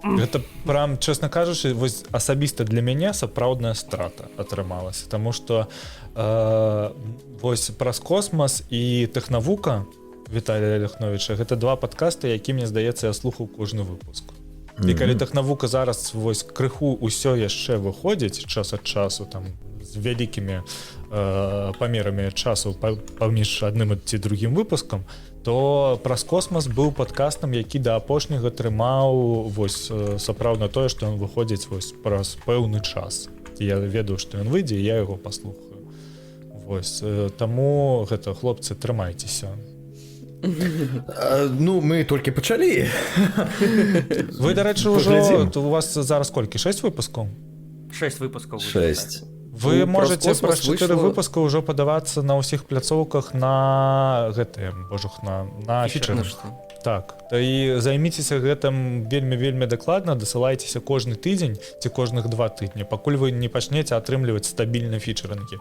А што гэта такое? Гэта пляцоўка якая вас там напрыклад ёсць Apple Podcasts і яны размяшчаюць вас у пэўным рэгіёне напрыклад у Беларусі што для вас самае важнае на старонцы самой аплікацыі то бок чалавек открывае Apple Podcast і бачыць адразу вас першымі ў падборцы тое ж самае можна зрабіць на Spotify тое ж самае можна зрабіць на YouTube Music тое ж самае можна зрабіць на Яндекс Music калі вы там размяшчаецеся Вось і гэтак далей гэта дазваляе заўжды ахопліваць новых і новых слухачоў а ўсё ж такі вы падкаст і глядзяць вас агулам будуць глядзець меней тады чым вас будуць слухаць але там аўдыторыя больш сталая яна больш такая супольная і гэтая аўдыторыя яна калі трэба яна у адрозненні вось у мяне так то YouTube аўдыторыя яна вельмі мала фідбэку дае вельмі мала тыпу там можа быць напрыклад там 1200 праслухоўваннем на выпуске але пры гэтым будзе 10 каментароў Вось на Apple Podcasts і на Spotify і на астатніх платформах асабліва дзе ёсць размяшчэнне каментароў вы атрымліваеце на кожны выпуск больш некага фідбэку і гэтыя людзі потым спакойна канвертуюцца прыходзяць да вас у тэлеграм-каналы і гэтак далей то бок фічерынг гэта на дадзены момант асноўнае што можа вам прыносіць на аўдыёпляцоўках новых слухачоў круто Окей, я пару слоў скажу на гэтую тэму, на тэму смерці падкастаў і ўсяго такога. Праз космас не слухаў, ведаў пра суполку, але штосьці, чамусьці мне было не вельмі цікава. Я так разумею, там монападкаст быў. Так. Вось я звычайна люблю паслухаць падкасты за хімію нейкую паміж вядоўцамі. І... Гэта адзін момант. А другі момант, увогуле нічога страшнага не бачыў тым, што калі мой родны падкаст перастане існаваць, таму што мэта падкаста не ў тым, каб весці падкаст. А ў тым, каб быў Патрыён. А тым, каб быў Патрыён, і людзі на яго падпісваліся. Значыць, калі ў нас не будзе выходзіць падкаст, хутчэй за ўсё гэта будзе значыць, што мы гэтую праблему неяк вырашылі. Альбо мы памерлі цалкам там як праект, альбо мы вырашылі гэтую праблему. Альбо мы памерлі. Слухай, ёсць пэўны плюс у тым, што мы распачалі падкаст. Напрыклад, мы ніколі так часта не размаўлялі, не тэлефанавалі адзін аднаму так часта. Мы пачалі хадзіць у кіно, каб паглядзець штосьці абмеркаваць. Вось, значыць, мы даведаліся, якія прыярытэты ў Егора. Паглядзець кіно, паразмаўляць са мной. То бок, не пераблытайце. У гэтым ёсць штосьці, ўсё ж такі, больш плюсаў, чым ведаеш такога высілкаў. Не, канешне, у мяне ў прыярытэтах паразмаўляць з табой. Але я кажу пра галоўны прафіт, які я атрымаў, таму што з табой я і размаўляў і без падкаста, проста менш. На кухні. Вось. Але я Карацей, я ўпершыню пайшоў у кіно ў Польшчы. Менавіта з мэтай, каб потым гэтае кіно абмеркаваць у падкасце. І у мяне быў нейкі блок схадзіць у кіно, таму што гэта трэба было ісці ў кіно на англійскай мове з польскімі субтітрамі. І ў мяне унутры быў нейкі страх, што я проста прыйду ў кіно і я там не кайфану. Таму што я не настолькі ідэальна валодаю англійскай мовай, каб проста глядзець кіно. Кантэкст ты ўсё роўна зразумееш. Вось, тым больш польскай. Да свайго сораму я все яшчэ не нормально, ну, блага як бы валодаю мовай гэтай. Вось. Але я схадзіў і я кайфануў. І я такі: "Вау, дык можна хадзіць все ж у кіно і разумець". І вось я цяпер хожу ў кіно не толькі дзеля таго, каб абмяркоўваць яго ў падкасце. Я так просто хожу ў кіно, не ведаю, мне по кайфу. Але я таксама гляджу на ангельскай з літоўскімі субтытрамі. Гэта мне дапамагае яшчэ і крышачку літоўскую разумець. Плюс я зараз хаджу на заняткі па літоўскай мове, і вось зараз, калі раней я ўвогуле, вось для мяне, я раней на субтытры на літоўскай мове ўвогуле не глядзеў. Тыпу, я просто слухаю, мне было нарм. А цяпер я яшчэ гляджу на субтытры і нават такі: "О, гэтае слово я ўжо ведаю, і гэтае слово я ўжо ведаю". У мяне так з польскай. Але ж літоўская яна ж і складаная, гэта зусім іншая моўная група. Яна складаная, гэта просто пиздец нейкі. Я калі пачаў ёй займацца, мне усе казалі, што літоўская мова складаная, але ніхто не казаў, што літоўская мова пиздец якая складаная. Вось, і для мяне гэта, конечно, жудасна.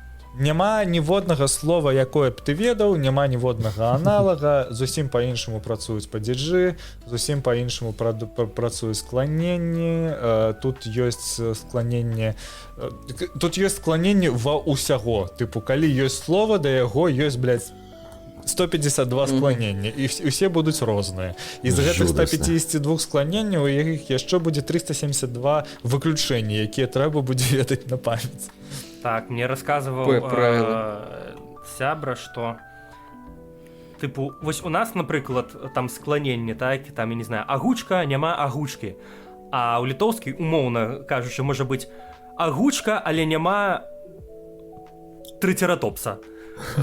Ну, типу, там ледь не карані іншыя могуць быць, змяняцца пры скланенні.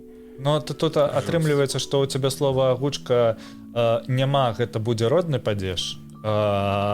У літоўскай мове гэта будзе вінавальны падзеж. І, тыпу, яно для цябе так не працуе, таму што табе адразу няма чаго агучкі, а тут няма што агучкі. Вось, і атрымліваецца, што ты можаш пераблытаць канчатак, а калі ты блытаеш канчатак, увесь сказ, ён страчае сэнс адразу. Няма агучкас. Мінус, я не знаю, все. Забарона на ўезд. Сацыяльны рэйтынг.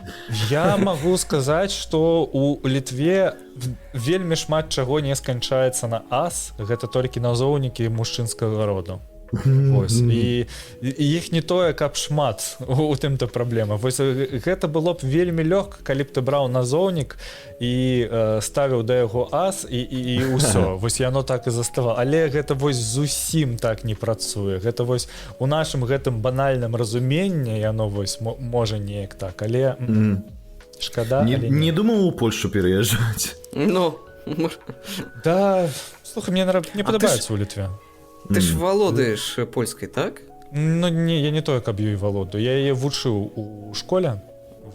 І я магу разумець на базавым узроўні. Калі мне нешта не хутка кажуць, ці я вось нешта чытаю, я магу збольшага разумець кантэкст таго, што мне кажуць, ці таго, што я чытаю, калі мне знаёмае слова. Але час ад часу, вось я калі там у апошнія разы ў Польшчы прыязджаў, і я замаўляў сабе, пайшлі ў рэстарацыю, я замаўляў сабе вячэру, і у выніку я вось яе паспрабаваў замовіць, а чувак, які са мной размаўляў, я мне сказаў: "Не, дзядзька, лепей на ангельскай, таму што я табе вось проста ні халеры не разумею". Вось было так. У мяне падобная гісторыя ёсць. Я быў у Аўстрыі, не ведаю, калі год таму, напэўна. А вось, у Аўстрыі, ну, як бы свая нямецкая, там, як бы, свая, але нямецкая. А я нямецкай мовай валодаю на даволі добрым узроўні. Я штосьці там у краме штосьці не мог знайсці, я звяртаю, я чую, што яны, ну, на сваёй, на аўстрыйскай, так бы мовіць, размаўляюць. Я штосьці там ла-ла-ла-ла-ла-ла-ла-ла, і ён мяне паслухаў такі: "Окей, how can I help you?" Настолькі ўсё херово, не можа быць. Што вучыў, усё дарма. Так. Гэта вельмі, я такі, называется, да. Ну, приблизно тое самае з польскай у мяне цяпер. Ну, короче, ва ўсіх адна і тая ж праблема, але, дарэчы,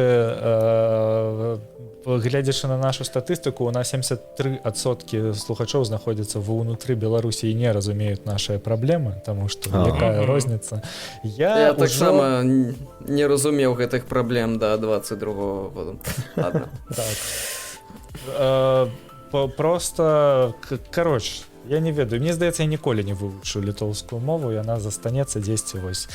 Мабыць, я яе падцягну да ўзроўня там А1 ці А2. А2 гэта вось, дарэчы, А2 на літоўскай мове гэта мой найлепшы варыянт. Я нават не буду спрабаваць, не тое, каб не буду, я просто не бачу ніякіх варыянтаў, як вывучыць яе лепш. Таму што тут нармальная сітуацыя, калі носьбіты мовы літоўскай размаўляюць на ўзроўні B2.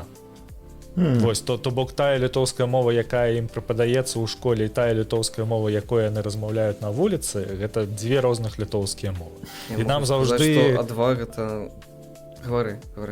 Нам заўжды на курсах па літоўскай мове кажуць, што вось так трэба па падручніку, а вось так трэба на вуліцы. Вось, і гэта заўжды розныя варыянты. На вуліцы трэба так, каб цябе не адлупілі там. А вот так не, трэба на вуліцы. Яны вельмі моцна скарачаюць словы, вельмі проста моцна.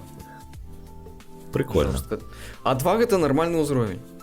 Нормальны можна размаўляць, разумець. Ну. Так, у мяне покажи чалавека бензапілу. Я большага на дадзены момант гэта не дазваляю. Слухайце, я з вас яшчэ хацеў выцягнуць што-небудзь, які-небудзь невялічкі анонсік. Можа вы там нешта яшчэ думаеце агучыць там ці нешта такое. Егор, раскажы штосьці. Можа заказікі якія падалі. Ну вось мы тут сабраліся склад містера Біста, агучым адзін выпуск.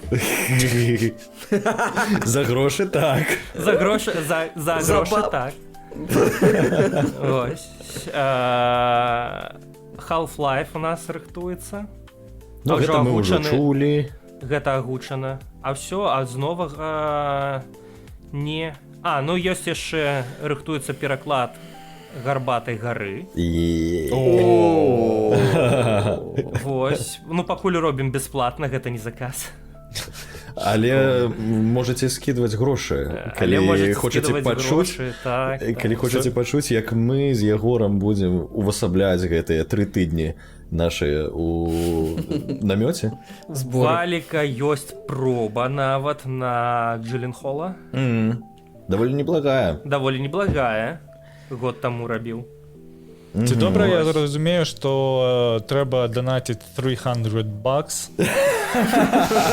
$300 гэта на закадр, але на дубляж.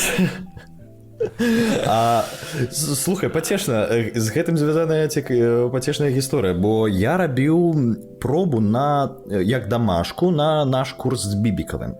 І калі Егор збіраў урыўкі, хлопцы там усе такія: а, ну, гарбатая гара, будзем агучваць гарбатую гару. Дакладна бярем на гарбатую гару, гэта ж гарбатая гара. І ніхто, акрамя мяне, не ўзяў гарбатую гару. І я адчуў гэтую здраду такую трошкі. Хлопцы, мы ж дамаўляліся, гэта будзем мы разам усе. Где вы, хлопцы? Я могу сказаць пра сябе, я як бы не збіраўся рабіць гарбатую гару, я б гэта не заяўляў. Я ўзяў сабе Тимати Шаламе, таму што ён тэбральна мне бліжэй, чым Джилленхол. І Вожак таксама ўзяў сабе. Ну, таму што мы таксама тэмбральна бліжэй, чым Джилленхол. Але я вось нядаўна пераробліваў некаторыя ўрыўкі, я зразумеў, што можна было яшчэ ўзяць Леонардо Ді Капрыа, і я яго зрабіў. Файна выйшла. Я даслаў яшчэ аднаму чалавечку, каб ён мне даў фідбэк, што выправіць, і калі ён дасць фідбэк, што выправіць, я выпраўлю. Андрэю Бібіку? Так, і выкладу ў паблік. Ён сказаў, што паглядзіць, але... Але калі гэта будзе? Ну я яго тыкаю ўжо, давай глядзі. Таму што я яму скінуў выпраўленую версію пасля тваіх заўваг. Вожык мне нічога не сказаў пра заўвагі. А вось чакаю, што пра заўвагі не. Слухай, ну круто. Ты Вожыка не пытай пра заўвагі. Вожык абсалютна аматар, і я вельмі не патрабавальна да агучкі. Ну тыпу я магу глядзець аднагалоску без інтанацыі і мне будзе абсалютна нармальна. Мне спадабалася, я паверу, ляжыць круто, інтанацыйна таксама. Ну тыпу я са свайго досведу не магу нешта заўважыць, бо ну я бы зрабіў бы ну максімальна можа быць прыблізна так жа. Але што там паляпшаць, я не ведаю. У мяне была літаральна 1, 2, 3 можа за ну, увагі. Ну, я мне здаецца, 2 рэплікі выправіў. Вось, там, дзе цыцкі. Скошныя цыцкі. Тому що я сказаў, типу, на крыкі, а там я потым яшчэ арыгінал пераслухаў, там не было такого крыкі. Так. А там не бачна, як ён кажа гэта. Там жа ззаду, па-мойму, камера. Па дынаміцы ну, чутна, як ён целам гэта робіць, як фраза да гэтага ідзе. Так, трэба пільна сачыць за такімі момантамі. Я калі рабіў дубляж, дарэчы, я адзін раз, можа, паслухаў арыгінал і потым вырубіў яго і цалкам на слепую агучыў. Круто. Слухай, агулам вельмі круто, што ты трэніруешся, бо я так не раблю. Ну, а можа і варта было б. Я, можа, зараз паскарджуся. Мяне-то, блядь, ніхто не кліча на галоўныя ролі ў іншыя праекты. Мне трэба было свой праект рабіць, каб мяне клікалі на галоўныя ролі. Разумееш? А гэта, тыпу, гэта нейкая тэорыя змовы, ці чаму цябе не клікалі? Напэўна, так.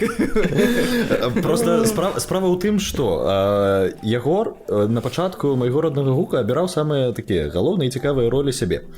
Вось, а мне даставаліся галоўныя злодзеі, другасныя персанажы, файныя, але не галоўныя. І потым мяне пачалі клікаць іншыя праекты на галоўныя ролі. І, ну, я што, дурак адмаўляцца? Такі, ну, галоўная роля, бляха, канешне, я іду. І вось я праз сваю трошкі пыху ўжо такія іду на гэтыя галоўныя ролі. Но мяне і не на галоўныя не клічаць іншыя праекты. Я таксама не разумею, я заўсёды ўсіх клікаю. Ну, Вожык адзіны, дарэчы, вось хто кліча мяне. Вожык заўсёды напіша, там што спытае, а іншыя 0 рэакцыі. Таму так, я разумею, што я праз вось гэтыя ўсе менеджерскія штукі, гэтых праверыць, гэта што, я проста пачаў адчуваць, што я мала агучваю ўвогуле. І мне хацелася больш. І альбо бывае, што паклічуць, але там, ну, не тое, каб міскас, ну, просто мне прыходзіцца не зусім моя роля, умоўна кажучы, а хочацца пагучваць тое, дзе ты сядзіш, дзе табе комфортны плюс-мінус тэмбр, і ты можаш уже думаць там над акцёркай нейкай, вось, і ўсё, так, таму раблю, што называецца, в соло, вось, урывачкі, прыходзіцца рабіць, вось, ніхто не кліча. На што мяне там не паклікалі апошняе, што там выйшла ад кінакіпы, вось. Нягоднікі. Да, нягоднікі мяне ніхто не паклікаў. Вось. На паразітаў мяне не паклікалі. На каскадзёра мяне паклікалі на 7 рэплік. Што там выйшла? Грэшнікі. Я проста прамаўчу. Вось.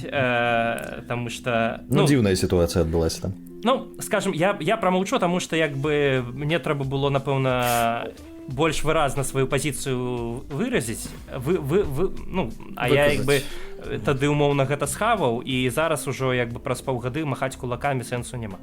Але сітуацыя была максімальна для мяне непрыемная. Вось, таму так, толькі ў сваіх праектах, ну, альбо вось Вожык пакліча. Вось, альбо гэта нейкія старыя праекты, там, а не белаўскія, якія дагэтуль цягнуцца, там, кшталту «Зорныя войны», там, ці «Вокс Макіна». Просто больш-менш нейкія суполкі ёсць сфармаваныя. І ў такіх суполках прасцей, на маю думку. Калі у цябе там ёсць уже 3-4 чалавекі, давайце, і ўсё. Тут вон робяць Гаррі Поттера на 20 чалавек каста і... Хто гэты людзі? Так. там па палова анібелаўцаў яшчэ вось і як бы ніхто не спытаў, що называется. Я скажу шчыра, да Гаррі Поттера 0 пытанняў, я б не пайшоў просто сам у гэты каст. Вось, але спытаць маглі б. Але спытаць можна было б, ну, павагу нейкую праявіць, колькі я ўжо гадоў гэтым займаюся, і мне, блядь, прыходзіцца ўсё адно выпрашваць нейкія ролі. Калі хочаш вось дзесьці паагучваць, мне трэба пісаць: я хачу, возьміце мяне, калі ласка, яшчэ вось на гэтую ролю. Таму што калі не скажаш, на якую ролю, будзе як з Рэха тэрора, што паставілі мяне там на... Ну, у мяне 0 галоўных персанажаў абсалютна. У мяне там было такое, што серыя, у мяне там альбо 0 рэплік, альбо 2 рэплікі, не персанажы у серыі, ад дубляжа ад анібелкі. Можна мяне ўжо было на штосьці цікавае паставіць. Вось, так што вось так. Таму, блядь, і прыходзіцца рабіць мой родны гук. Таму, рабяты, клічце, пытайце Егора, ён не заняты. Ён не заняты, яму няма што рабіць, таму клічце. Не, я, вядома, заняты, але агучыць гэта зусім значна прасцей задача, чым там арганізаваць гэта з менеджерыць і потым праверыць. Агучка гэта самая хуткая, блин. Самая простая, так што ёсць. Ну, умоўна проста, это бок ты ж вялікі шлях робіш да таго, каб стаць плюс-мінус нормагучкерам, але ў момант, калі ты ўжо выходзіш і перад за мікрафон садзішся, гэта адносна простая штука. Мне дагэтуль складана. Я не ведаю. Я нават учора, калі падыходзіў да ці пазаўчора падыходзіў да 1670, я такі думаў: бляха, а калі я не дам рады, калі ў мяне не атрымаецца, і вось я слухаю там штосьці там нідзе, і гэта кожны раз для мяне нейкія такія высілкі дзіўныя. Полюбі сябе. Ты просто іншымі справамі асабліва не займаўся.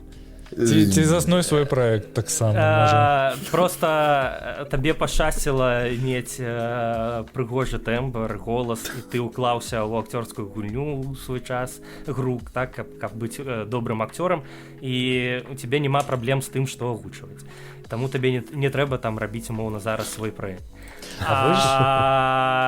Як бы вось мы з Войчыкам, умоўна, таксама нас ніхто не клікаў, нам прыходзілася самім сябе клікаць, самім шукаць, што агучваць. І мы гэты шлях арганізатарскі, менеджерскі прайшлі. Так вось, у прадукцыі фільма некай агучкі агучыць гэта адна з найпрасцейшых частак. Ну, гэта так. Самае простае, напэўна. Ты яшчэ перакладамі не займаўся, альбо... Ой, это ўвогуле пиздец. Ну тут зараз хоць ёсць нейкі чат GPT, які можа дапамочь просто... Ніхуя не дапамагае, это такая залупень. Не, я скажу шчыра, я спрабаваў там штосьці перакладаць з дапамогай чата GPT.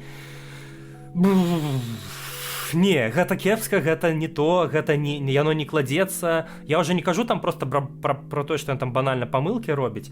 Гэта просто не ляжыць. Я перакладаў, напрыклад, звычайныя тэксты, навінныя, напрыклад. Нармаз можна браць. Ну, штосьці такое, проза нейкая. Любая мастацкая штука просто смокча. Дагэтуль нейрасеткі з беларускай мовай не сябруюць. Я столькі усялякага дзярма там заўважаю. І гэта да лепшага.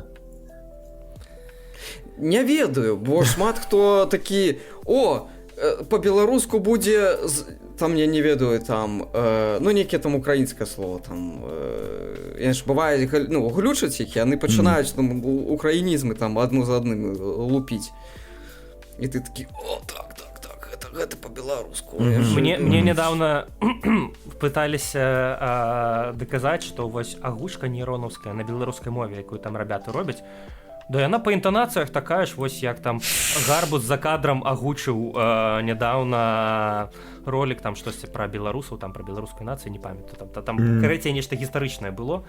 Вось, і там агучываў Олег Александрович, вось, і маўляў, думаю, ён таксама без інтанацыі там агучыў навукова-папулярны тэкст, амаль тое ж самае, што ў нас зараз нейронкі робяць. Што ж я магу сказаць? я не чуў гэты што ён агучваў, я не чуў з чым параўноўвалі, але з таго што я чуў, што робяць нейронкі, у іх велічэзны прабел у логіцы, у логікі вуснай вуснага маўлення. Вельмі дзіўна будуюць саму інтанацыю, якую вось тыпу мне здаецца, яны расцягваюць тыя словы, якія не трэба расцягваць, яны хутка кажуць тыя словы, якія наадварот трэба расцягваць. У іх вельмі дзіўна падаюць інтанацыйныя вось гэтыя націскі. Так, што... гэта калі мы гаворым пра словы, але ж у сказах пэўна адзначаць лагічны націск на галоўных словах, словах, але ёсць і другасныя націскі і гэтак далей, і гэта ўсё павінна гэтым трэба ўмець жангліраваць, трэба умець знайсці галоўную думку і яе перадаць. І гэта лагічныя націскі, гэта паўзы рознай працяжнасці і гэтак далей. То бок гэта дысцыпліна пэўная, акторская, вось логіка вуснага маўлення. Вось мы, калі Бібікаву набывалі, рабілі дамашнюю студыю, так, вось ён раіўся наконт гэтага са сваімі там знаёмымі гукавікамі, то бок гэта не я яму абіраў мікрафон і картку, а ён сам абіраў. І там, па-мойму, такі круцілкі якраз і ёсць на яго карце. А ты памятаеш, што вы ўвогуле набылі яму? Ну так. Ну, не памятаю, але ў мяне дзесьці ёсць. Бо я таксама думаю новую карту калісьці набыць. Ой, там прикольная карта. Яна бэушная, каштавала як новы Focusrite 2x2. Ого. Ну, нормально. Там нейкі SSL. Штосьці такое зараз. Не ведаю, я даволі даўно адышоў ад таго, каб карыстацца аўдыакарткамі, таму што гэта незручна. Даволі моцна абрязае цябе, даволі складана гэта ўсё падружыць дома. Калі ў цябе няма стэкавага лампавага прыэмпу, то і няма стэкавай аўдыакарткі, там гэтай праблемы няма. А вось, напрыклад, у цябе ёсць звычайны Focusrite, і ты хочаш да яго далучыць які-небудзь гэтай Cloudflare ён называецца. Просто звычайны лампавы прыямп. Ці калі ў вас ёсць там саюзаўскі лампавы прыямп, я карыстаюся прыямпам ад SE.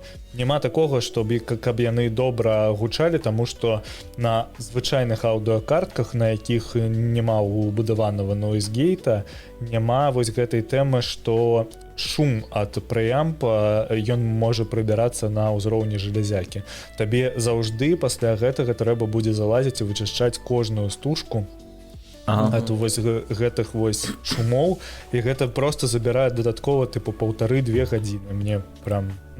Слухай, а ты пра прыямп кажаш, ты кажаш з пункту гледжання гітары, ці ты праз гэты лампавы прыямп падключаў голас? Так.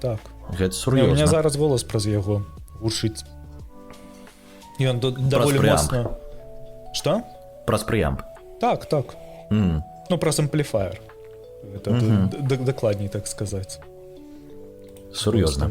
Ён просто вельмі моцна, ён дадае, ведаеш, вось такой лампавай кампрэсіі, у цябе вось тэмбр пачынае гучаць крыху па-іншаму, таму што вось у цябе асабліва ў сярэдніх і ў пачатку нізкіх дабаўляецца такога багацця нейкага, ён гучыць просто сам па сабе платней. А потым, калі яшчэ робіш эквалізацыю да гэтага, то галасы прям сапраўды. Цікава было б паспрабаваць агучыць праз такое, а?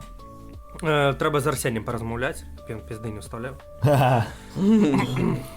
Ну вось гэта, як па мне, гэта хутчэй для падкастаў, таму што яно дазваляе табе проста. І калі апаратна умоўна ўсё зрабіць і адразу атрымаць гатовую дарожку. Калі яно ўсё адно на пасце потым робіцца, то мне здаецца лепш атрымоўваць максімальна чысты сігнал. Ну я не ведаю, у мяне зараз постпрадакшн складаецца з таго, што я проста умоўна накідываю раблю эквалізацыю, накідываю да гэтага гэты мультибэнд кампрэсар, вось, і наверх яшчэ вешаю просто лімітар, які не дазваляе падымацца галасу вышэй, чым -6. І ўсё. І яно заўжды нармальна. Але пакуль я да гэтага прыйшоў, асабліва да гэтага сетапа, было вельмі шмат боля ў жыцці. У меня таксама фокусрайты былі, іншыя мікрафоны. Я даволі шмат часу карыстаўся Shure SM7B. У выніку я ад яго, як не дзіўна, адмовіўся ў бок вось гэтага рода. Кароче, гэта ўсё даволі складанае пытанне. Можна калі-небудзь гэта сабрацца і папіздзець проста пра абсталяванне. Абмеркаваць этапы, знайсці самы лепшы. Самы прыкол, што я ў гэтым, напэўна, буду самы мінімальны адукаваны чэл, таму што ў мяне за ўсё жыццё было толькі 2 аўдыакарткі, гэта M-Audio Fast Track. У мяне таксама быў Fast Track 2M2. Самы першы і Focusrite 2.2 трэцяй генерацыі. І адзін вось гэты мікрафон. Всё, больш ніякіх не... Ну, маіх. Я яшчэ карыстаўся, браў у Вожыка, карыстаўся вось гэтым родаўскім. Мне не зайшло. Я яго прадаў, дарэчы. А я вось ён у мяне зараз. Ну, не Вожыка, а агулам такі ж самы. Ну, не Вожыка, так. Трэба думаць, што браць. Сапраўды, я таксама думаю там пра нешта дынамічнае з аднаго боку, але пакуль мяне так задавальняе, і як бы... Да файна гучыць. Я не бачу проста сэнса траціцца на штосьці. Вось, што я дакладна скажу, што важна пры агутцы. Гэта нармальны пантограф. Гэта каб зручна было... Факт. Гэта каб зручна ўвогуле ты... Што каб у цябе все гэтыя прылады твои неяк зручна стаялі, гэта каб у цябе стол яшчэ пажадана там неяк вось так падымаўся і апускаўся, таму што каб ты мог устаць, напрыклад. Вось, і пагучваць стоя. Гэта, ну, нейкія такія штукі. А з тэхнічнага пункту гледжання ёсць нейкі мінімальны набор.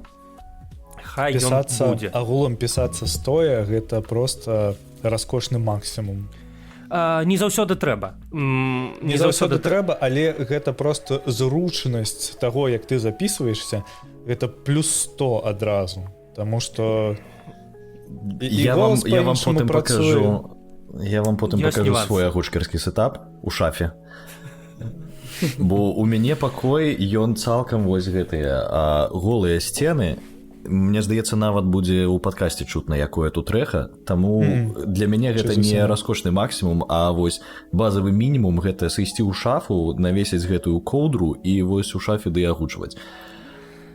Мы так раней вакалы для майго гурта пісалі заўжды. База. Мне здаецца, усе павінны прайсці праз шафу. Спачатку перад шафай ты павінен просто пад коўдры записывацца, садзішся просто на ложак, накрываешься коўдрай і пачынаеш, вось тут ноутбук стаіць, і ты гэта нешта крышыш. Ноутбук яшчэ шуміць. О, дарэчы, так. Пра стоя і сідзя. Як лепш пісацца, да? Вось. Тут Гандальф, напрыклад, наш запісваўся сідзя. Ну, я падазраю, што Элронд ужо хутчэй стоя, але Гандальф пісаўся сідзя. Ягор, а Голум мне цікава. Я не знаю. Вось як Эл з шчытку смерці вось так вось. Таксама думаю, так трэба было неяк. Ну, Бібіка ўжо выкладаў тыпу бэкстейджы. Ага. Але ўсе мы ведаем, як гэтыя бэкстейджы пішацца, таму я не знаю, як ён запісваў насамрэч. Вось. Так вось, сэнс у тым, што калі ты сядзіш, і ты яшчэ можаш так на крышачку нагорбіцца, а хто там вакалам займаўся, таксама ведае, што калі ты крышачку нагнешся і калені бліжэй да жывата праціснеш, так, табе апору лепш прасцей трымаць. Вось. І прасцей гучаць ніжэй менавіта. Бібікаў стараўся максімальна ісці ўніз, мы яго і так пітчылі. Калі ты сядзіш і вось ногі да сябе? Ну, не ногі да сябе, ну, карацей. Згорблены, калі ты. Нізка гучаць, сідзя прасцей. О, трэба паспрабаваць. Ну, так, і старэй, ось гэта все што. Вось, ну, карацей, яно больш натуральна неяк адбываецца, плюс табе яшчэ трэба крышачку фізіку перадаць старога чэла, і ён жа ўжо таксама рэгістарыст, да, і вось ты так да, і вось пайшла вось гэтая тэма, таму я знаю, што Гандальф пісаўся сідзя 100%. Вось астатняе не знаю. Але ж, ну, слухай, мой данітор таксама сидзі. Калі ты роўна сядзіш, калі ты сядзіш роўна, у цябе нішто не перашкаджае твайму жывату, вось дыяфрагме, то гэта амаль як ты стоячы пішашся. Стоя вольней сябе пачуваеш, конечно. Я на гэта гляджу зусім іншага погляду. Калі ты заўжды пішешся седзя, рызыка таго, што ў цябе абразуецца гемарой, яна даволі высокая. Трэба заўжды гэта неяк чаргаваць. Таксама валідны праўда. Мы ўжо гэта пацаны старыя, таму трэба думаць пра узлы. Так, пасядзеў, пайшоў, пахадзіў. Хочу крыху павернуцца да тэмы з ІІшкай. Як вы, як агучкеры, вы ж рабілі выпуск пра ІІ, вось, і шыі. Вось, вы рабілі выпуск пра шыі і пры гэтым рабілі з ім скетчы. Атрымалася даволі прышпільна, крэатыўна, але як вы увогуле ставіцеся да выніка? То бок тое, што яно рэальна гучыць крэатыўна, калі ён там у вас жыве як персанаж, гэта 100%. Але вось вы карысталіся Eleven Labs'ам, як вы зараз проста якую адзнаку б вы паставілі яму за працу? Слухай, я недавно Валику скидывал Reels, там не Eleven Labs, там, по-моему, VO3 ці штось такое. Там прям паўнавартасная. Там пародыя на пародыю. Пародыя на пародыю, але я праю, калі у нас ёсць такая магчымасць разам паглядзець гэты Reels. Вось, гэты Reels. Яго зрабіў, дарэчы, акцёр. Ён, по-моему, у Латвіі жыве, але ён у Купале граў Купалу. Так, вось, і ён... Я нават з ім асабіста знаёмы, так атрымалася, крышачку. Вось я скіну у чатик гэты Reels, давайте яго просто паглядзім, і вы самі скажаце, як вам. Да она не может любить меня! Love me! I love you! Маша. Слухайце, ну гэта сапраўды нешта прышпільнае. Там вось самы першы сказ, ён самы праўдзівы. Ці другі. Не, я не пра відэа. Я пра тое, што ў апісанні відоса напісана, кшталту, ці можа Шыі замяніць акцёра. Мы не ведаем, але мы можам сказаць, што Шыі гучыць на ўзроўні кепскага акцёра. Ну слухай, мне вось чамусьці здаецца, што калі ты перакладаеш па-ангельску, Шыі гучыць нашмат лепей, нібыта чым на любой іншай мове. Таму што я зараз ты же Eleven Labs слухаю на ангельскай мове, і вось я ўжо не адрозніваю, але я не носьбіт мовы ці што. Але вось гэта, канешне, даволі прышпільна. Мабыць, гэта дабярэцца да іншых моваў. Ну, гэта лагічна, чаму так адбываецца, таму што датасетаў на англійскай мове проста больш. Так. І ёсць над чым вучыцца, але паглядзім. І фокус на ангельскую мову яшчэ нашмат болей, нібыта, чым на ўсе астатнія. Лагічна, так, гэта лагічна. Таму што самая галоўная мова інтэрнэту. Дык вось, якое ваше меркаванне, як у вас атрымалася? Як атрымаўся выпуск ці што? Як вы ацэніце працу свайго Шыі вось у гэтых міні-скетчах? Тыпу, ці атрымалася у вас зрабіць гэта натуральна і вось, мабыць, ёсць дзесьці момант, дзе б вы б маглі сапраўды пераблытаць гэта з агучкай рэальнага актора?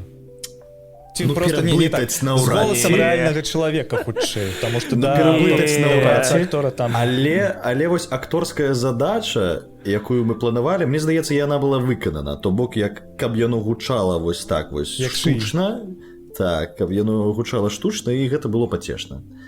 Не, ну у нас падкаст быў, як бы, давай паразмаўжаем пра гэта ўсё, але каб зблытаць рэальна, як бы не, ну мы ж спецыяльна давалі такія моманты цяжкія, складаныя, якія мы ўжо заўважылі, што нейронка можа нармальна вымаўляць словы плюс-мінус, што яна можа даваць, нават часам ставіць лагічныя націскі правільна. І, в прынцыпе, калі ідзе спакойная, манатонная гутарка, нейронка можа гучаць нармальна. Але калі мы кажам, мы ж все ж пра кіно, умоўна кажучы, моманты эмацыйныя, Ну не, гэта кепска, гэта блага, гэта пакуль яшчэ да жывога чалавека яно не дайшло. Мы ж нават смяяліся, мы глядзелі гэты трэйлер, які нам зрабіў. Ён не для нас рабіў, а ён рабіў для там сваіх. Лёша Айці-Барада рабіў для сваіх всялякіх прэзентацый прыклад таго, як Шишка агучвае, так, і ён зрабіў трэйлер Валадара Пярсцёнкаў на украінскім мове. Але ён взяў за падмурак, за аснову наш трэйлер, майго родную гуку. Ну і мы просто там ржалі з таго, як яно ўсё агучыла, потому што смешна. Мне здаецца, на ангельскую мову агучыла. На англійскую і на украінскую. І вось гэта, там не было you shall not pass, там было что-то you absolutely not shall pass. Что не рабі, ты не пройдешь, я это не дазволю. І гэта было так ржачна, што... Мой улюбёны момант. Я уже не кажу про то, што, ну, гэта слаба. Вось, на любой мове. Таму, пакуль яшчэ жывём,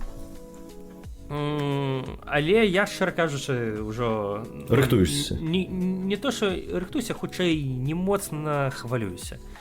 Ну, калі Шишка пачне сапраўды рабіць добры дубляж, ну, то як бы і добра.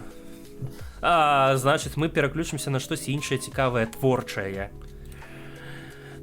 Можа, мы там зможам, напрыклад, мы і так на гэтым не зарабляем. Вот.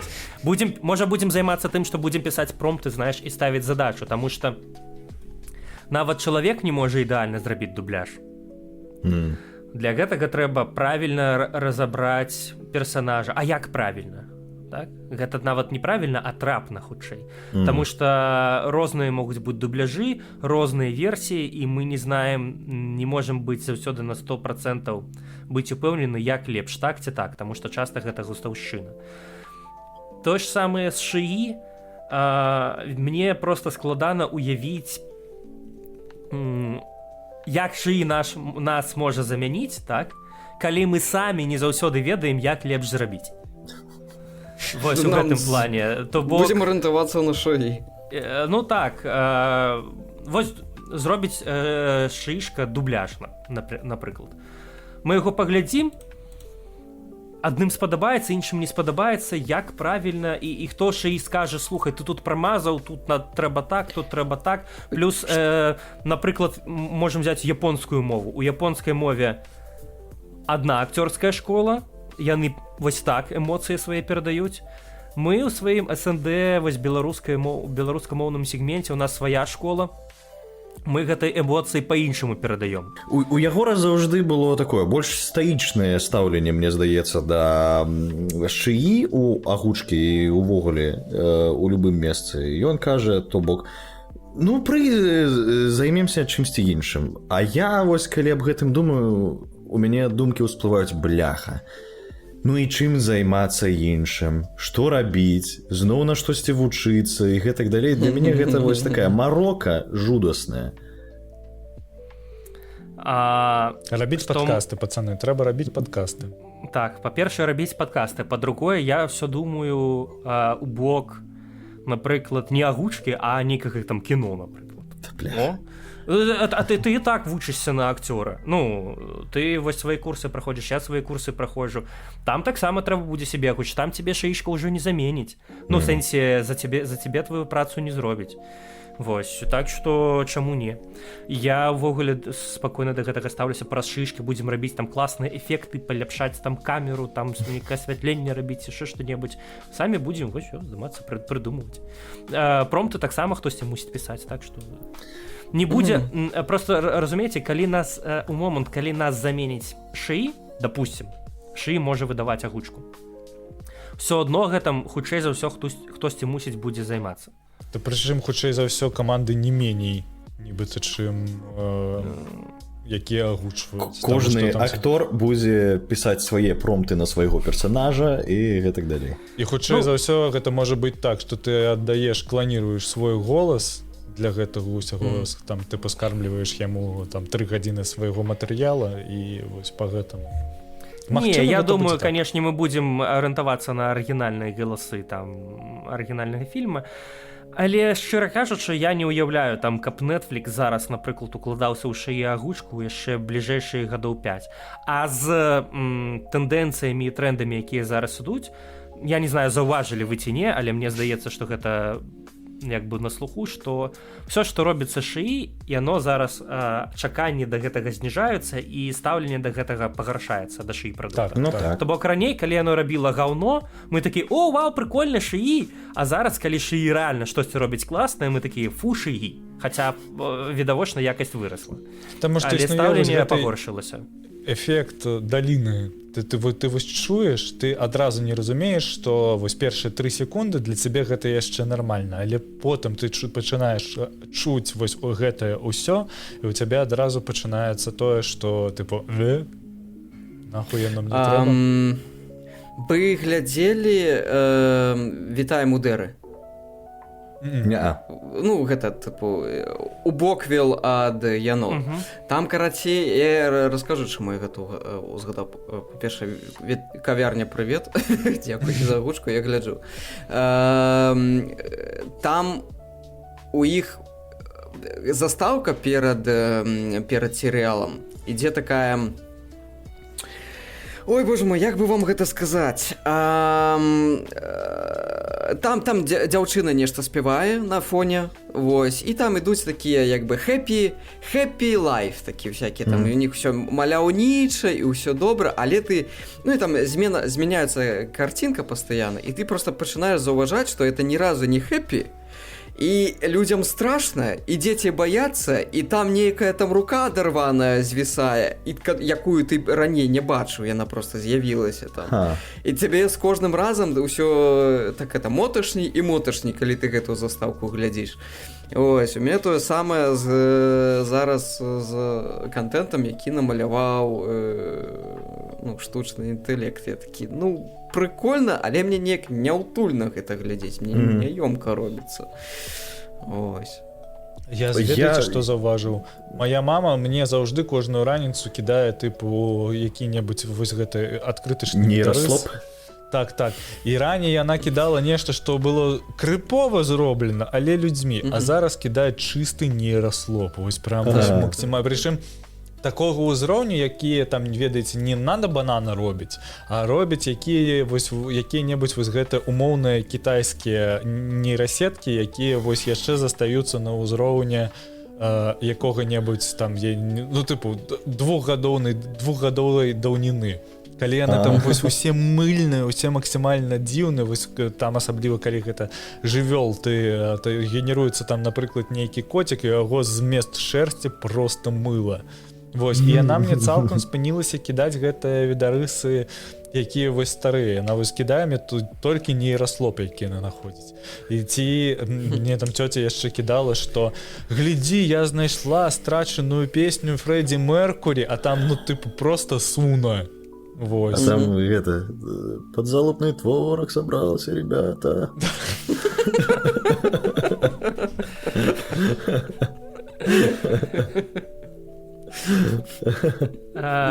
Мы з калегамі, калі ў кагосьці дзень народзіну, мы ў чацік пачынаем кідаць карцінкі такія адмыслова спецыяльна крынжовыя, але, вядома, там хтосьці пачаў зараз кідаць згенераваны, але звычайна мы кідаем такія менавіта старыя крынжовыя спецыяльна, і я часам нават такія карцінкі пачынаў сам рабіць. Потому что мне не хацелася там на рускай мове гэта рабіць, я там беларускамоўныя кідаў. Беларускамоўныя прыходзілася рабіць самім, потому что, ёсць моўныя всялякія паштоўкі беларускамоўныя, але яны не выглядаюць крынжовыя, яны выглядаюць нармальна. А мне трэба, каб беларускамоўныя і крынжовыя, таму прыходзілася рабіць самім. Яшчэ самае складанае гэта блівотны колер нейкі падабраць, такі, не знаю, альбо вырвіглазны, альбо матава-чырвоны, такі блеклы, як аблезлая штосьці там старая фіранка, ось, штосьці такое. Коціка туды дадаць з блёсткамі. Мне здаецца, зараз праз усе гэтыя нейраслопы і праз контент шыі я пачынаю разумець, што такое метаіронія.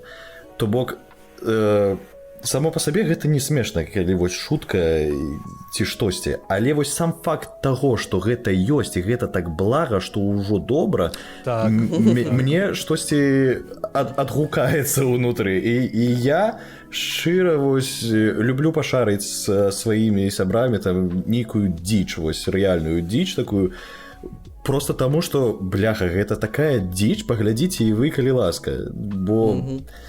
Да гэтага дадумацца трэба. Мяне Смажце юшыць масло тое, што маслам. дзеля гэтай дзічы у нас знікла аператыўная памяць, а яе проста будзе не купіць, але або купіць за вялікі кошт. Ужо.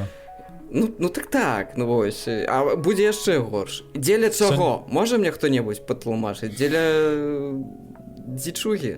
Слухай, калі табе цікава, я супраць таго, што ў нас гэта няма аператыўнай памяці. Вось мне таксама не падабаецца. А мне Просто, трэба зараз ну, ноут абнаўляць хутка, новае.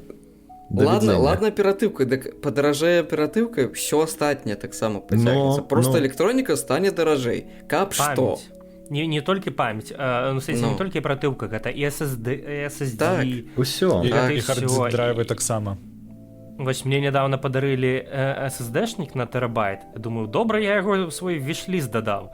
Зараз ляжыць новы, як бы не гэта самае. Ну так. Вось яшчэ не ўстаўлены ў малінку. Я вось недавно 1 на 2 тэра набыў, і ёсць яшчэ на тэр. Дзякую. Хера сабе ты багаты. Гэта здымі капялюх, гэта ж цэлы SSD-шнік. Цэлы тэрабайт. Бляха, трэба перагучыць гэты момант. О, бляй, клас. Займіся гэтым, мужик. Трэба. У Орыкаце што існуе відос, перагучка гэтага мема, дзе да ён нам нахуй не нужен, гэта ваш шыі. Эй-яй яны. Ай-яй. Так, ладно. Не, ну, конечно, ужо ж полетела ва ўзрост, тыпу, хутчэй за ўсё і ў вашых крамах, кажу зараз за літоўскія, самыя танныя аператыўкі ўжо падаражалі на 100%. І гэта толькі за месяц. Чакаецца, што яны будуць даражэць да другой паловы 2027 году. Трэба ўкладацца ў гэтай кампаніі. Вы што зараз, акцыя набыць NVIDIA? Не, Transcend, нейкія Samsung, яны робяць. Карацей, трэба заняцца пытаннем. Мікрон. Трэба ўкладацца ў Мікрон, таму што Мікрон зараз зачынілі сваё падраздзяленне, якія атрымліваецца для рынку звычайных людзей рабілі памяць, і зараз яны арыентуюцца толькі на кампаніі, якія працуюць з шыі, то бок тых, хто можа набываць гэта па велічэзным коштам.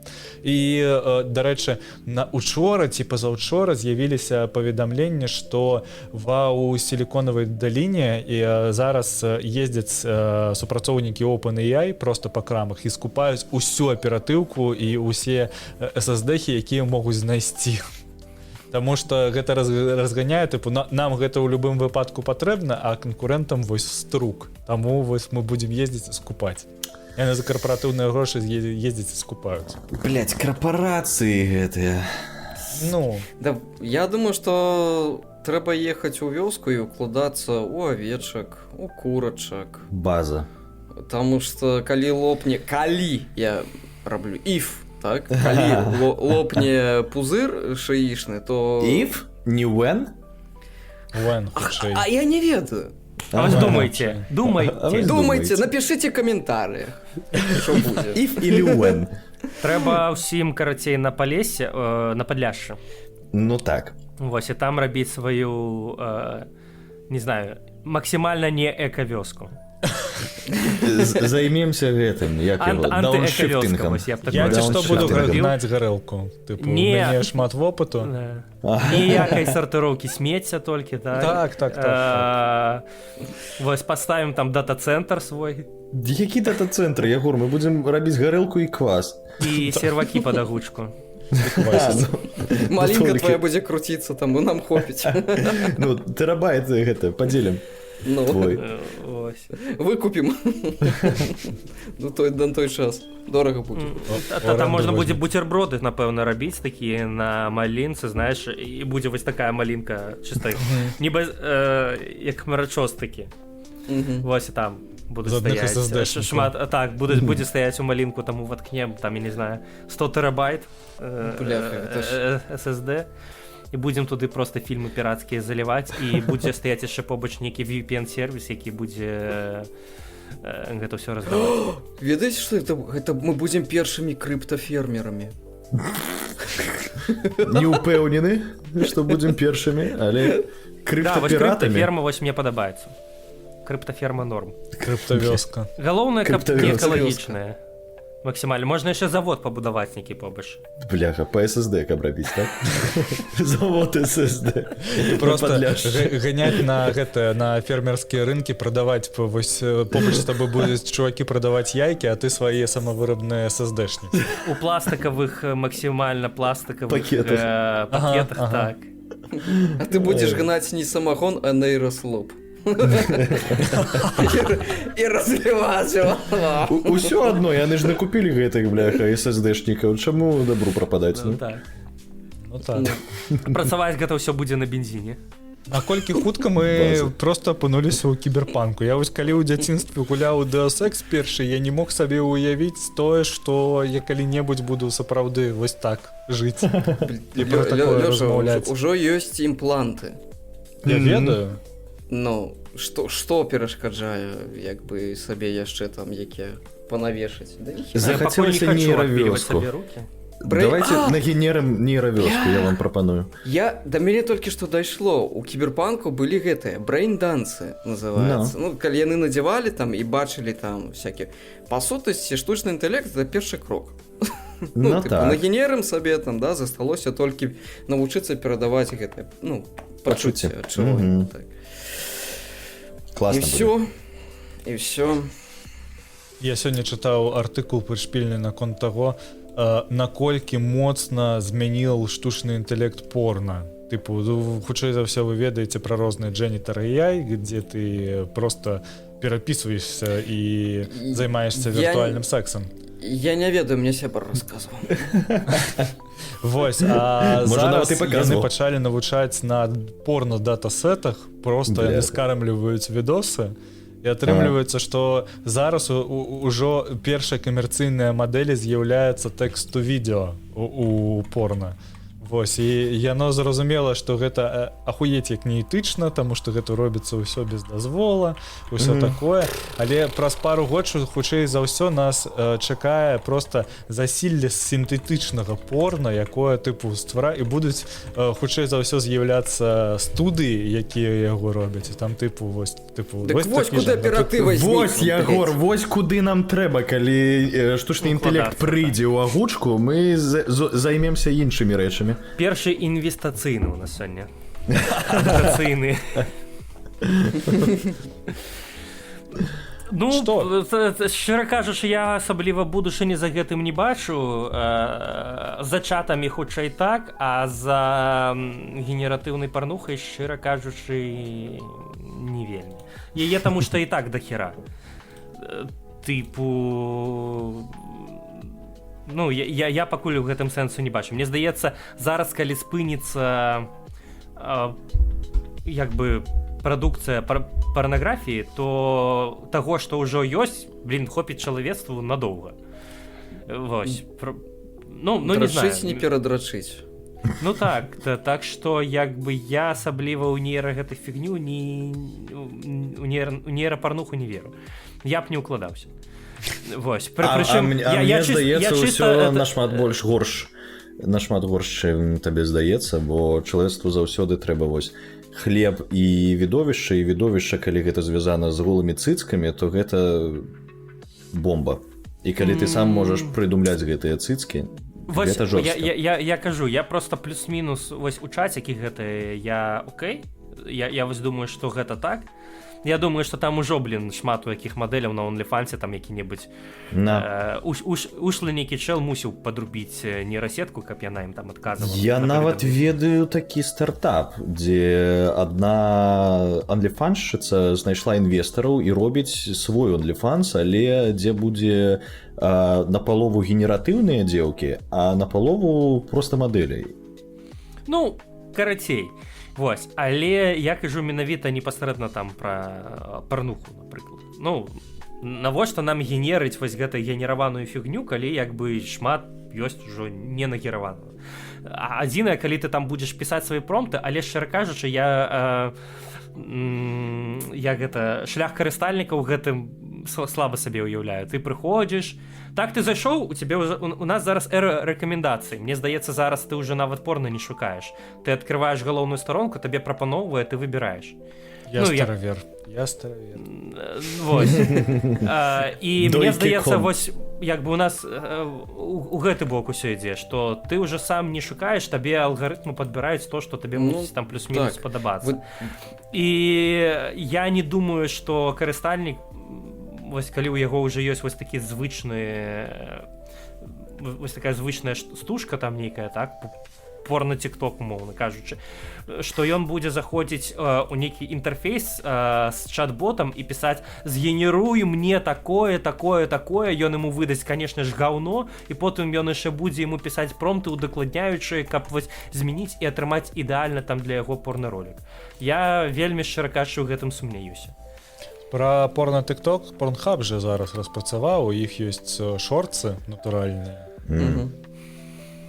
Ну, каму кажу, вы ўсе ведаеце. Вау, цікавая навіна, я думаў, што... Іх там па статыстыцы ўжо амаль палова сайта заходзіць, каб глядзець шорцы, а не каб глядзець паўнавартаснае відэа. Таму вось неяк так. Але ўжо шорцы туды і выкладаюць і паўнавартаснае відэа, у іх там же няма абмежавання, там тыпу хоць на 22 хвіліны выкладаю, ўсё нармальна. Ну, таму пакуль што такое. Я чыста ацэньваў гэты момант з прафесійнага пункту гледжання. Ты што, сутенёр? Я такі думаю, гляджу на гэта, думаю, блядь, ну дзе хук? Где там яшчэ, якая у тебя там заставка, блин, што я вось буду сидзець, вось лістаць гэту стужку, і яшчэ, ну, сэнс же шорцаў у тым, што ты як бы раз паглядзеў там 3, 5, 10 секунд гэты шорц, прагарнуў далей, нафіг ты мне гэтую 20-хвілінную штуку робіш, дзе у тебя там першыя 5 хвілін гэта разгон. Думаю, ну хто так робіць? Думаю, о, гэта нормально, типу прыстасавалася, гэта не прыстасавалася, думаю, о, нормас. Вось, і, ну, мне здаецца, зараз контент-мейкеры ўжо прыйдуць як бы з таго, што трэба альбо там нейкі просто крючок закідаваць як умоўна кароткі змест, альбо адразу як бы са спраў пачынаць. Я уяўляю, першыя 3 секунды гэтага будуць, типу, чувак, куды заходзіць, і такі, у вас засарылася труба? Так. І все, і пагналі. Не, гэта не хук. Я думаю... А вы ведалі, што ў мяне засарылася труба, і можна за гэта нават не плаціць за прачыстку? Не, ну гэта, вядома, не той хук. Хук гэта адразу, дзе самае цікавае адбываецца. Ну ці так.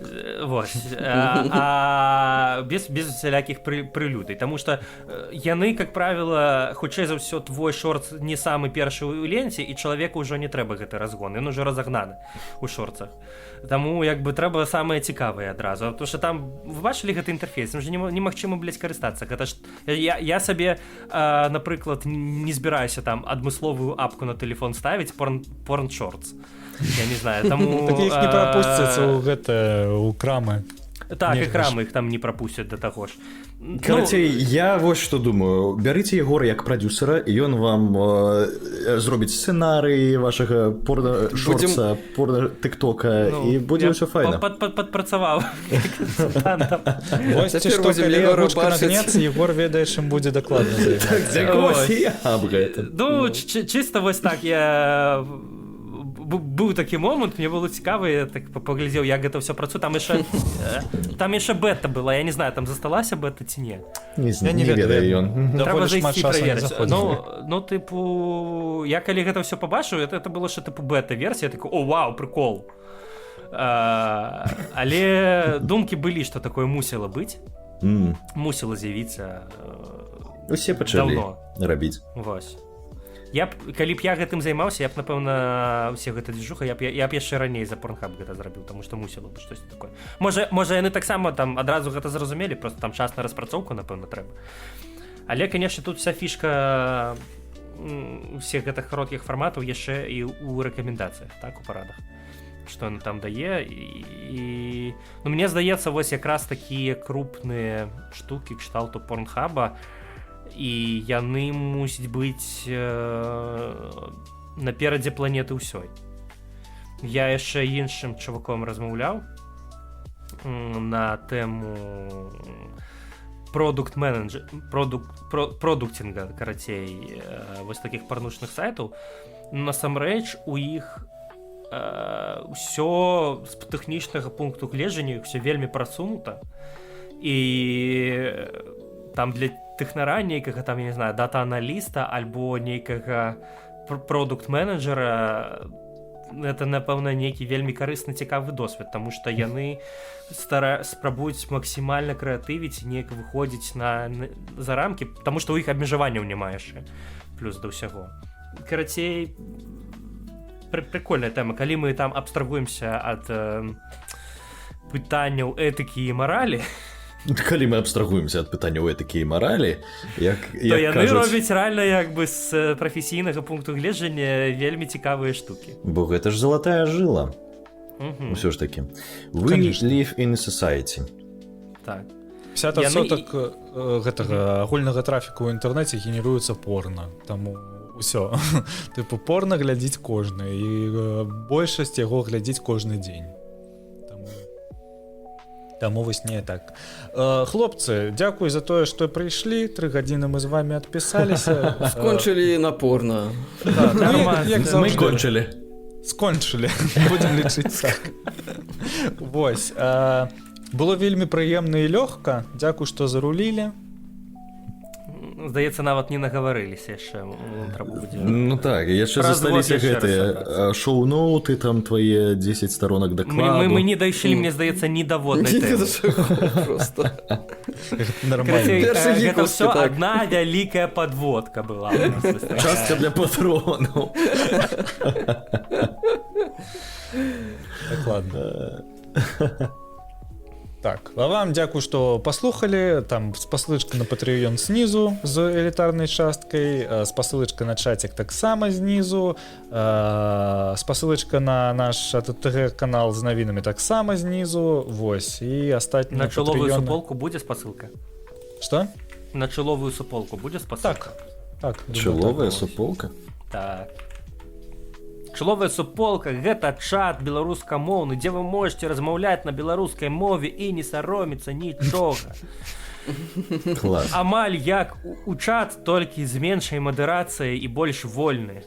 Вось. Таму што ва ў чаце больш мадэрацыі, больш забароненых тэмаў. У чаловай суполцы такога няма. Падпісвайцеся і размаўляйце ў чаловай суполцы. Але калі вы нам не спадабаецеся, мы просто вас забанім. Гэта правда. Я магу баніць і там, і там. Гэта факт. Ніякай мадэрацыі. Просто падабаецца ці не. Ну так. Добрая штука, чаловая суполка і ў чат, яны выконваюць вельмі важныя функцыі. Я в свой час праз у чат шмат наблатыкаўся ўвогуле.